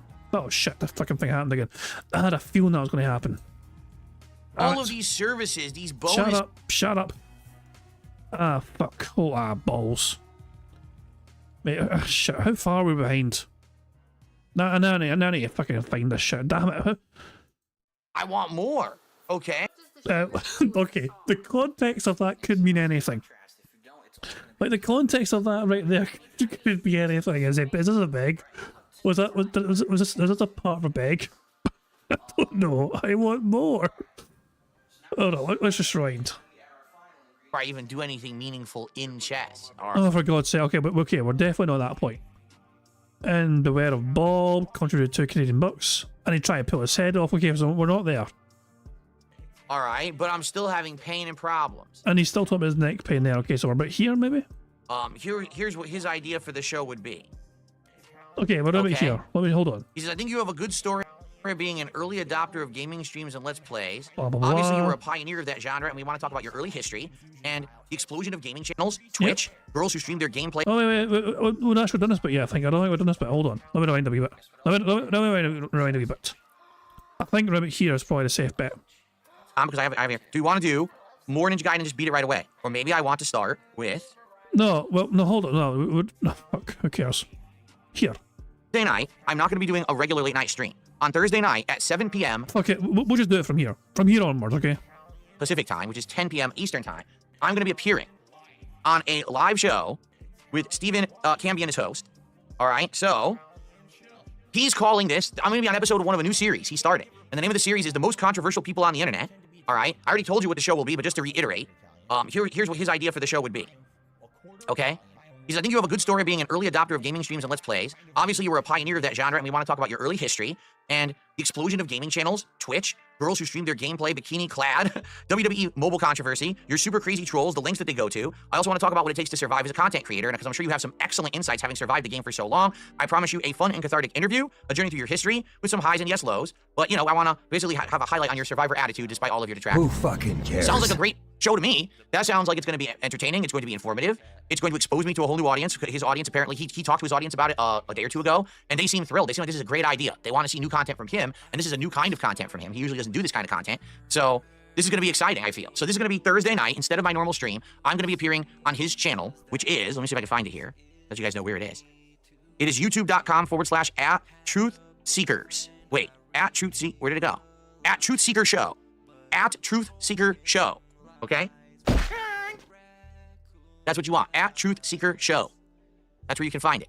So this should be interesting. All right? I'm going to have a good time. Now, I've already notified him about the unhinged weirdos that are going to show up to the show, so he's well aware that my trolls are going to show up and bombard the chat and everything, and I told him I'm not going to let them derail our conversation or whatever. I'm not going to pay attention to it. Like, basically, I'm just going to act like we're offline having a conversation. I'm not going to have the chat open or nothing. I just want to be on the show, and, you know, but I already warned him. Expect unhinged behavior. Expect racism, sexism, doxing. They're going to do every nasty thing they could possibly do to derail the show. They're also going to be, you know, bringing up a zillion toxic things about me, of which Steven's already going to be well educated on because he's already educated himself on me for this appearance. All right, so there you go. We'll see how the show goes and go from there. But I'm excited to do something. I haven't done something like this in a while, right? And I'm excited to do it. Steven's been multiple times on Kino Casino as a guest. He's a great guest. I was on the election night show with him along with many other guests, and it was a good time. So I feel like this is going to be a good time. I feel like this will work well, and it'll be a good show. So let's see how it goes Thursday night. If you want to see me, that's where I'll be. Now, he said that the interview will roughly be 90 minutes. But, you know, we'll see what happens. If it really is only 90 minutes, then what I might do is start up a quick stream over here on DSP Gaming after the fact. Just to say, hey, here's how I feel it went. And, you know, let's decompress for a little bit. Much like when I've done other appearances and things, you do like a little bit of a decompression situation. But it depends. Like, if I'm on there over 2 hours or whatever, then we're not going to be doing that or anything. You know, it depends on timing, basically, okay? So let's see how it goes. That'll be Thursday night. And essentially Friday, I don't even know what we're doing yet because, you know, let's get further in the week and see how stuff goes and go from there, okay? Cool. All right, I'm going to try to get my wireless adapter working again. I don't think it's going to, but I'm just going to fiddle with it one more time. Who fucking cares? Yo, Phil. Yeah. Shut the fuck up. Nobody wants to look like you, dude. I mean, you're a fucking snitch. Everybody hates you. Who would want to... Nobody wants to look like a snitch. Nobody fucking asking, dude. You're yes. Seems like when it doesn't... right. Nobody wants to look like you. And we don't give a fuck about you, motherfucker. Ain't nobody trying to look like you. Shit. That's what I'm saying. So DSP, shut the fuck up! Alright, you notice Ben's respectful and you're not. Shut the fuck up! It's been 6 months. God damn, dude. I thought I had more time to play it, but Phil came back sooner than I thought he would, so whoops. Whoops a daisy. It seems like when it doesn't want to work, it just doesn't want to work for an extended period of time. Like maybe later today, randomly, I'll test it, it'll work. But right now, it just doesn't want to work at all. It's a piece of garbage. What's up, Game Boy? How are you today, man? All right.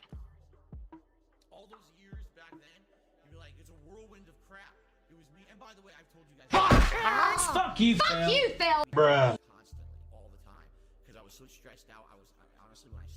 Okay, let's see. Old bastard! Stupid fucking cunt! You know, oh, I hate my life, I hate who I am, so let me just drink it all away and just keep pumping out fucking YouTube videos. I don't have to do that shit anymore, you know? Like, I'm happy with who I am. Nice shirt, 25 cents.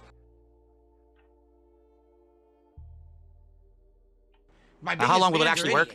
Who knows? All right, let's continue. Okay, everyone, so I think I've pretty cumulatively covered many different things. There's one more topic that I'd like to cover today before we kind of get to a little bit of open Q&A. All right. Oh, by the way, beware of Bob did a $2 Canadian super chat. I recommend Hunt Showdown and all of the Onimusha games. I don't know what Hunt Showdown is. Never heard of that. But Onimusha, I'm now a fan of the first one. So after we play Warlords, if I really like them, I'm probably going to end up playing more of them. I feel like that's a good classic series. So thanks for the $2 Canadian. Sadly, it's only about the equivalent of $1 American. But there you go. Okay. So, by the way, let's get some support going, everyone, shall we?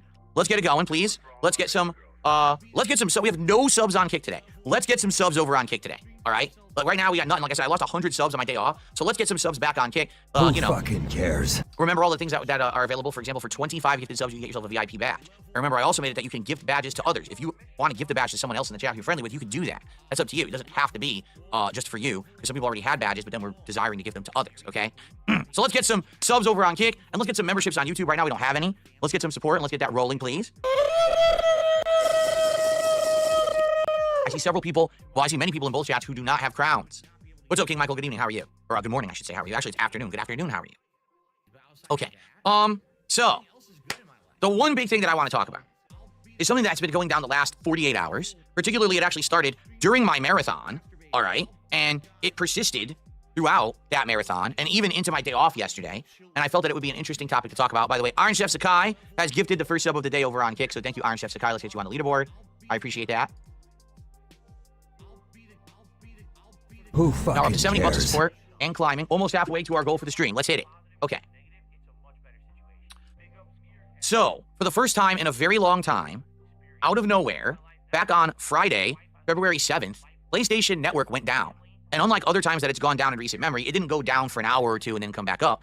This was an extended outage. This lasted over 24 hours. And for the first time in many years, people started to realize just how big of a deal it is when one of these game networks go down and how much it actually affects your access to content, okay?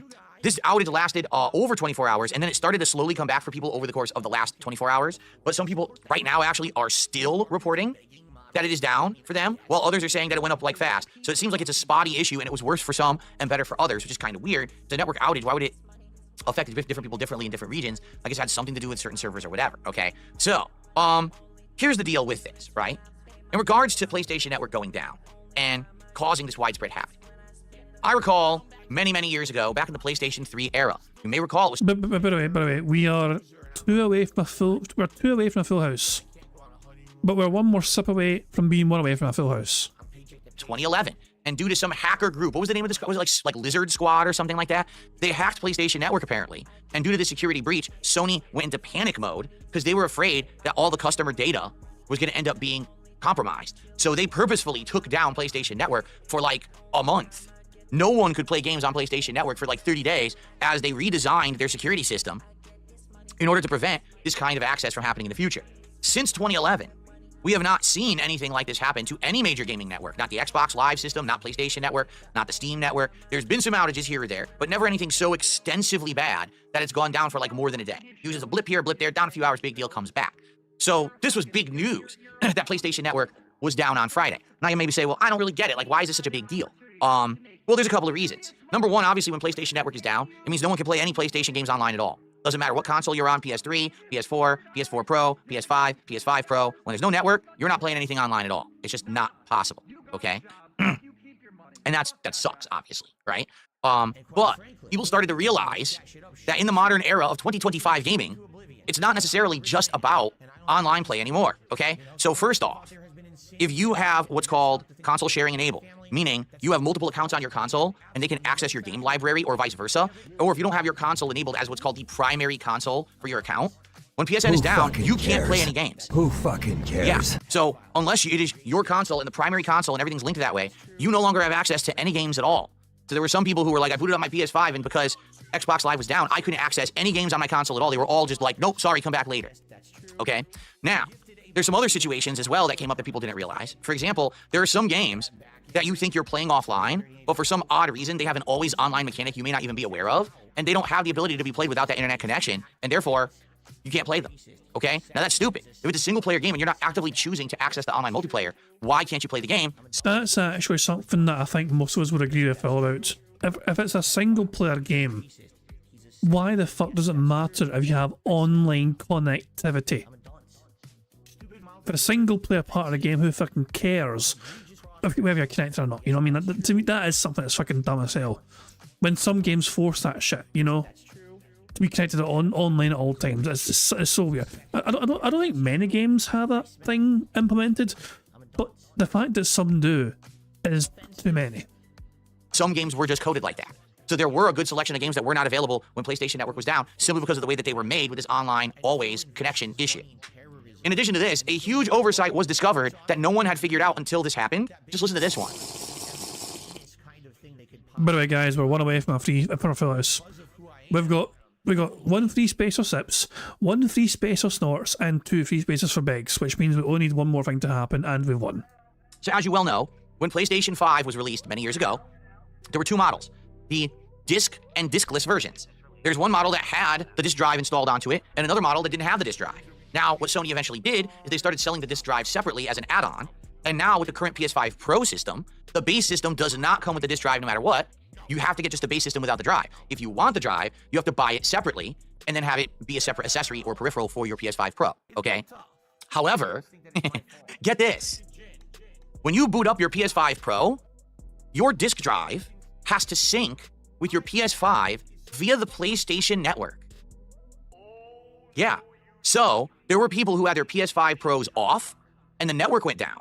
They turned on their PS5 Pro, and since the network was down, they couldn't use their disc drive, and they owned all of their games on disc. So they couldn't play any games at all because their disc drive was essentially bricked until PlayStation Network came back.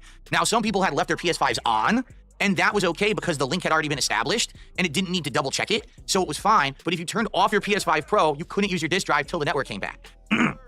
So this is what I mean. What's happening now more and more is basically we are all becoming reliant on an always connected internet connection.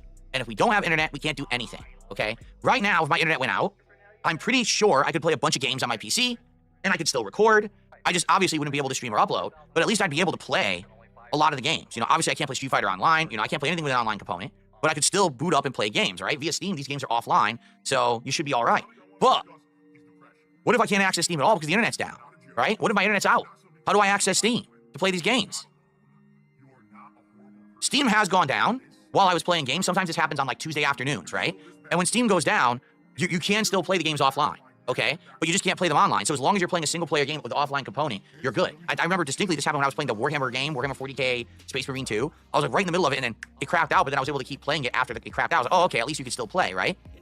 So that's a good thing. But this whole online component deal, right? It's an interesting subject of debate, and it's becoming more and more prominent in the modern era. Let's be honest. Can we very much be honest with each other? Physical discs are on the way out, whether you like it or not.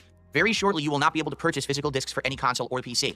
A lot of these physical copies you buy now, you open a game box, and there's no disc inside. There's a voucher with a code that you enter into your online service of choice, and you just download the game digitally anyway. They're not even bothering to produce the physical discs anymore. These game publishers don't want to spend the money to have the logistics to mass produce the discs, print them, put them in boxes, and then have that physically available, all right? Now, the writing was on the wall many years ago during the Hardcore Gaming Season giveaway when I started giving away empty boxes as rewards, and everyone made fun of me, but I gave them away for free. Now, game companies are charging you for empty boxes, but you gave me shit for giving the box away for free? Well, fuck you. All right, I'm kidding. That was a joke, obviously. But no. You know, this is the truth is basically, these publishers have been going this way for many, many, many years. All right, they have been. And people just want to like ignore everything going on around them in the real world. No, I don't like that. So I stick my fingers in my ears like, I can't hear you, neener, neener, neener. No, it's been happening. All right, these companies don't want to give you physical copies anymore. To be honest, the physical copies never meant anything to begin with because you may not realize this. You never have owned a single video game that you ever purchased. Let me repeat that because a lot of people don't understand that. I feel like I need to highlight and emphasize this point. You have literally never owned a single video game that you have ever purchased. Do you understand that? If you don't understand that, I think I need to explain it to you, okay? When you buy a video game, you're not buying the game outright. You are purchasing a license to play that game. If you were buying the game outright and you owned it, that means you would own the source code. That means you would be able to mess with the game and edit the game and reproduce and resell the game. You don't have that. All you have is the ability to load the license and play the game, period. So because of that, people have gotten this weird misconception that because they had a physical copy that they owned the game. You do not. And does that mean you're technically not allowed to fucking monetize the game and content either, Phil? Careful, Icarus. These companies have found ways over the years, sadly, to screw over people out of their game licenses, right? Have this really weird security system, this DRM system, where you need to have a code or a password or something to access the game, but then once that system gets shut down at some point, the game's dead. You can never access it ever again. Or what about buying access to a game via a network, but then they shut down that network? Oops, now you can't ever play the game ever again, right? Or you can't re-download it if you don't already have it stored locally. So this has been a big issue. Everything going digital, everything going online. And I think finally, we got a big reality check this last Friday when PlayStation Network went down, and all of a sudden, no one had access to a bunch of content on PlayStation consoles, right? So, I mean, here's my take on it, all right? I used to be 100% a console gamer for an extended period of time. I would say it was probably around 2012, 2013 when I started direct. Why did his eyes go all fucking bizarre? 100. Why? Why? Why? And furthermore, why? Why? Why? Did I ask why yet? I'm not sure if I fucking asked why. Oh well, let's get a screenshot. Let's get a screenshot of this anyway. We need thumbnails for tomorrow after all, you know. Jesus, man. Reminder, we're one away from a full house. One more away. We're so close to victory. Holy crap. I just checked the member Discord. Wow. So here's the evolution of this, okay? This was the original image. The microphone was kind of in the way when Phil was trying to fucking take out of his like fucking head or whatever. That was the original image. Tacozilla managed to do this. So we've got the microphone removed, and lo and behold, it looks like that. Although I think it's a very impressive effort from Tacozilla to do that. Very, very impressive. I'm trying to work out what you did, if that makes sense. I'm trying to understand what you did here, because I feel like I feel like you I was going, did you just flip the other arm? If I want to try and insinuate that this arm is this arm, but it's turned upside down, but I don't think that would be right to say, would it? I'm not sure. Like up until the cuff, you know, it feels like this arm is actually this arm, but just turned upside down. I'm not sure. It's not just that. No. So was I partially right then? I feel I might have been partially right then by suggesting that. I don't know. so it gets better though. It gets better. So Sonny saw this picture and decided to make some artwork for it. So yeah, any Red Dwarf fans will understand this reference.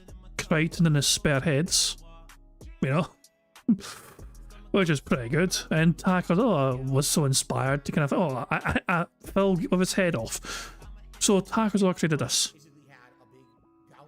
which I think is a big improvement personally. I mean, I think it's massively improved things, you know. Yeah. There we go. Jesus Christ, man. Oh well, fantastic. So there we go. That's from the member Discord. Nice little trip. A little detox. We got a detox a little bit, you know, from Phil's antics. Jesus Christ, man. Anyway, as I said, guys, we are so close to a full house. We just need one more thing to be said or done for us to get the full house. % a console gamer for an extended period of time. I would say it was probably around 2012, 2013 when I started direct capture. All right. And I went pure console because my PC wasn't good enough to basically direct capture and play a game at the same time. So I just went pure console. And I was pure console from then all the way until summer of 2024 when a fan so generously gifted me this high-end gaming PC that I've been using ever since. Oh, so he's changed the story again. He keeps changing the fucking story about fucking people gifting him things or not gifting him things. Very recently, he said everything in the office he bought himself. And all of a sudden the story's changed again back to the fan gifted me. I was always beholden to either PlayStation Network or Xbox Live. If they were up and running, great. But if they weren't, I was basically screwed. I guess to some extent you could also say Nintendo Online as well, although I don't think Nintendo Online is as bad with the access of games. Or maybe it is. I don't even know how they really work because I don't really play Nintendo that much to really understand it. But yeah, so all this time, I'm like, yeah, you got to pay for the services and whatever. And then I became a full-time PC gamer, right? With exceptions, you know, I have PS5 Pro and I still play on it from time to time. But for the most part, I'm all PC now, right? I'm all in on PC. I've not spent a single dollar having to access Steam or play games online. I don't have to pay for these networks, okay? Why is it, let's be honest here, why are people paying for Xbox Live and PlayStation Network when you can get all of those features, all of that access, all of it absolutely for free on PC, right? For years, the justification was, oh, well, it's because we're providing you all these services. We're giving you a messaging system. We're giving you voice chat. We're giving you all of that. And that is all well and good. They're right. On Xbox Live, you got friends list, you got voice chat, you got all that. You got that on PlayStation Network. But to be honest, How many of us are actively really using those networks in 2025? Most of us have moved on, right? If you're going to talk to your friends online, you're probably using Discord to have... You don't fucking have friends online, so you don't have a fucking clue what you're talking about. You don't have friends at all. Voice chat to invite people to games. Discord has full integration on all of these consoles now, too. And Discord is free. So why exactly are we actually paying for Xbox Live and PlayStation Network in the modern era? What benefits are we getting by paying for these services monthly that we wouldn't get if we were to be a PC gamer and don't have to pay for these services? And the answer is very simple. Absolutely nothing. Zero. There is no benefit at all to being a monthly subscriber of Xbox Live or PlayStation Network in the modern era. These companies will try to justify and be like, oh, but you get access to games every month. We'll give you 3 free games and we'll do this and do that. It's all bullshit. In fact, Sony has already announced they're phasing out PlayStation 4 games. The only games available now that for free will be on PS5. They're reducing their number of games that are available. It's all smoke and mirrors. In truth, there is no real benefit anymore to paying for these networks. They're just arbitrarily forcing you to do it because you've always had to. But you notice they're not improving the network. They're not adding features. They're not doing anything to increase the quality of what you're getting, yet they're charging you more. They have routinely increased the cost of these services in the last several years, but not added any added benefits. So that's called inflation. You used to fucking accept $50 per stream. Now it needs to be at least $150. So why is it that... And it's the same content. If you're a PC gamer, you don't have to pay for Steam. You don't have to pay for the online connectivity to any of your games. You get free voice chat and everything via third-party apps like Discord, and you're not paying a dime. But then if you go on console, all of a sudden you have to pay for these networks. I think it's time, as a gaming community as a whole, for us to finally get together and put our foot down about these and say, we don't want to pay anymore. Fuck you, you fucking cheap bastard. When did you fucking pay for things anyway? Because you're not providing the added value you used to be. Yes, back in the day, when Xbox Live started charging, people were very skeptical, but it gave amazing quality voice chat. Much better than what was available via other things. A friends list with clients list, you could easily invite people to games from it, and it made it so much better than the experience without it, right? Then they started offering the games with gold system, things like that. So you were getting the added value, and it made sense. But over the last decade plus, things have dramatically changed. Now, everything can be done for free via other things. So we don't need to have a messaging system. We don't need to have the voice chat. None of that needs to exist anymore. Remember when people were like, oh, you can stream from your console. It's your way for you to be an online streamer. How many people realistically are streaming from their consoles and doing anything with it outside of getting 4 views and it being a hobby, right? Anyone has gotten a PC and is now streaming via a dedicated client. No one's using the PlayStation app or the Xbox app to stream and get any kind of attention for themselves. So, all of these services, these bonus features, these things that make you feel like you're getting value out of PlayStation Network or Xbox Live are all smoke and mirrors. They're bullshit.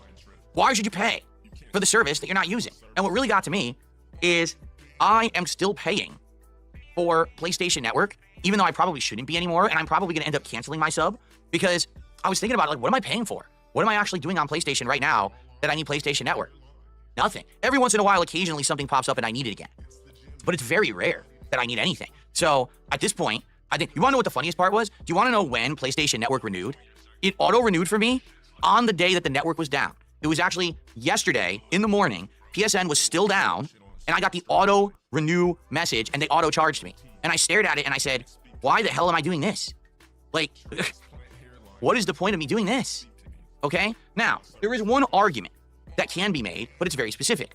Well, what about Game Pass? Because Game Pass includes the Xbox Live network. So, does that make sense? Well, here's the thing. If you're constantly playing games via Game Pass, if you're getting value out of Game Pass, then yes. For example, I'm going to be playing Avowed in a week, and I'm not going to buy it because it's on Game Pass, right? There's going to be several games on Game Pass coming in the next few months that I'm going to enjoy because they're solely on Game Pass. Right now, Ninja Gaiden 2 Black, that's on Game Pass. I mean, what else? Crap. Let's just look at the games that I played recently on Game Pass. Call of Duty Black Ops 6, I didn't buy it. It's on Game Pass. Indiana Jones, that was on Game Pass. Stalker 2, sure, I dropped it like a hot rock, but it was on Game Pass. Microsoft Flight Simulator, on Game Pass. When we go back to Lies of P for its DLC, well, the base game's on Game Pass. See my point? So, yeah, if you're getting that level of value out of paying for an online service, then that's a different story. You're not just paying a base price for the liberty to play a game online or to have a voice chat system or whatever. Game Pass, I feel, has the value there because you're getting access to all these games plus the online connectivity. But PlayStation Network, just basically paying every month just to play games online, is the biggest fucking scam that any game company ever tried to pull that no one realizes is an actual scam. When Xbox Live first started, it was added value. They were giving you things that didn't exist anymore. Now, those things exist for free via other methods, but at least if you get Game Pass, you're getting free games every month. PlayStation Network literally has zero fucking value for the consumer, but Sony pockets your money every month if you're a PSN member just because. That kind of shit needs to end, especially when it's exposed how many services they have linked to PSN, and then if it goes down for a day, can't play certain games offline, you can't even use your goddamn disk drive because they made you a slave to this service. What a joke.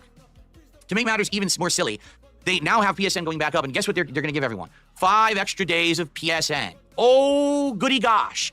So I lost access to my online service for 2 days, and you're going to give me 5 more days of that same service.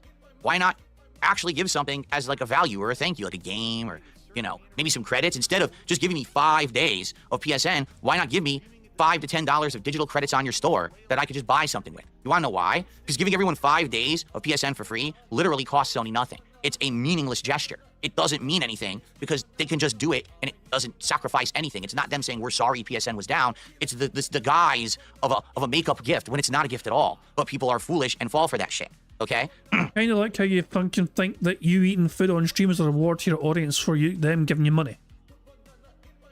You know, like, look who's fucking talking here about fucking swindling our fucking audience. I'm not giving them something they're fucking paying for.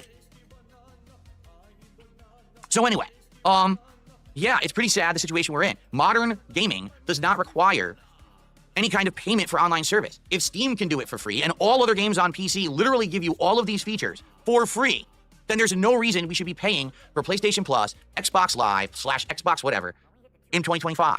These systems should be changed and or abolished, and gamers should rise up and be like, we want to be modernized. Why are we being held in the digital past? And it's because they keep paying for these services, you know?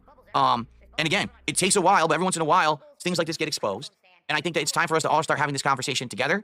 And, you know, now I kind of get it. You know, for many, many years, I didn't. But now that I'm a PC gamer, I'm really starting to see the concrete advantages to being on PC. For all the problems that you have with tech and shit, right, all the technical issues that we have, you're not getting cheated, you're not getting nickel and dimes, you're not getting locked into certain services. You have a lot more freedom on PC to do what you want, play different versions of games, mod games, right? You're the boss. You're in charge when you're a PC gamer. When you're on console, you get bullied around. Sony tells you, hey, you got to do it this way, and you have to. They lock access to their games. They make it so that you can't play certain parts of games unless you pay. What the hell is that?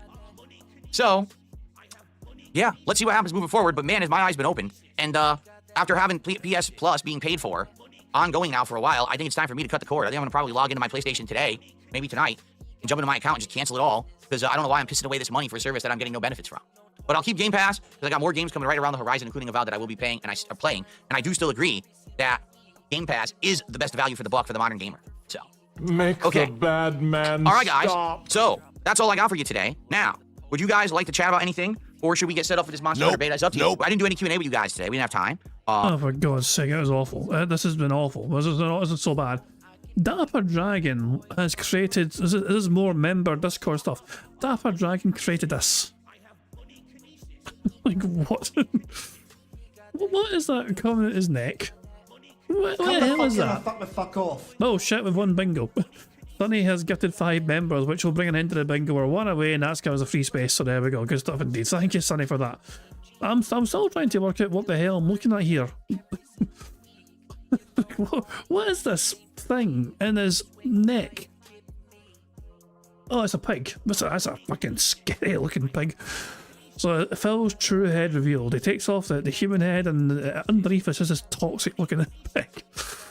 There we go. Fucking, my God. There's one more. There's one more though. There's one more. Apparently Chris Danks had a request, and Sunny has fulfilled the request. Mars attacks with Phil's oddly shaped head.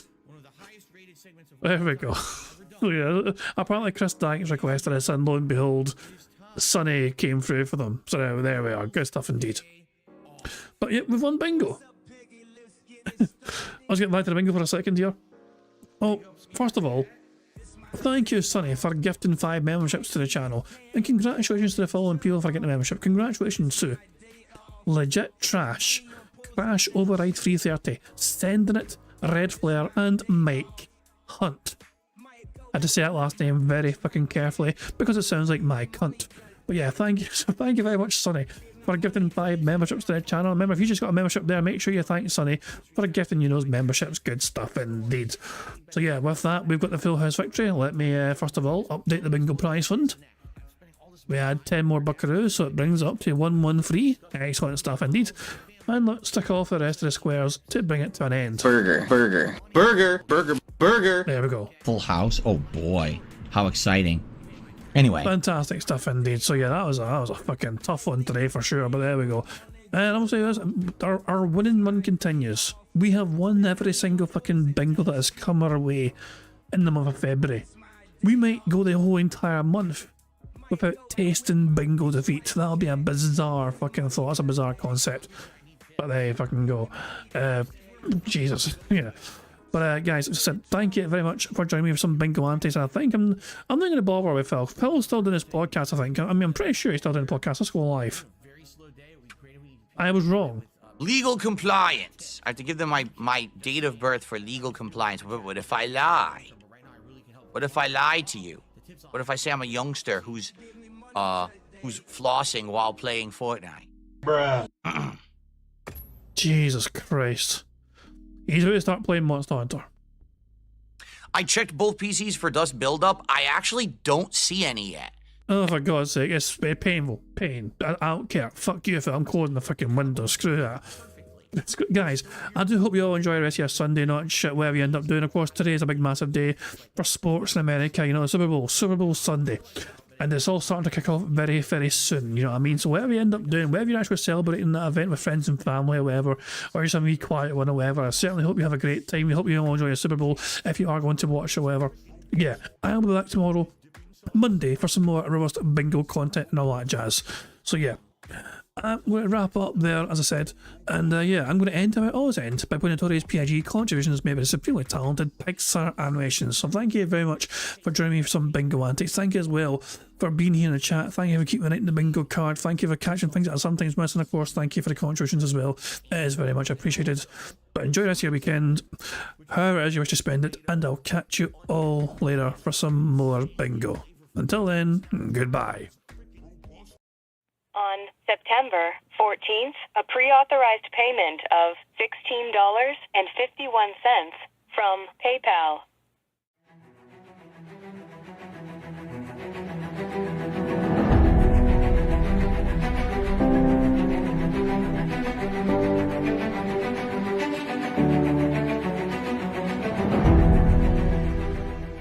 All right, Luna Mills has tipped me $1.30. It says, "I'm back. What's your favorite type of shower?" When you're showered in money, when you go outside and all of a sudden greenbacks start falling from the sky and you raise your face up, you're like, oh, you start dancing, you go, oh, money, money, yeah, yeah. All right, I don't know what the hell you're talking about, but thank you for the first tip of the day.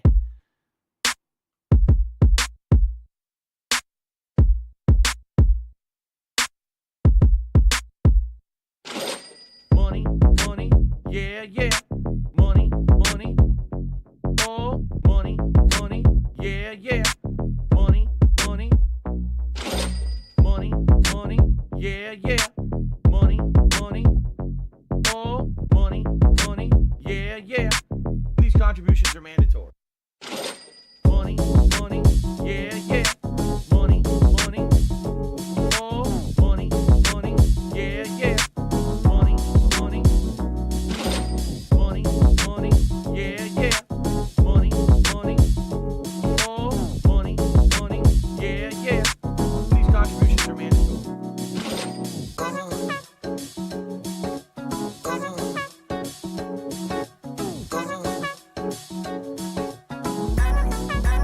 Show me the money.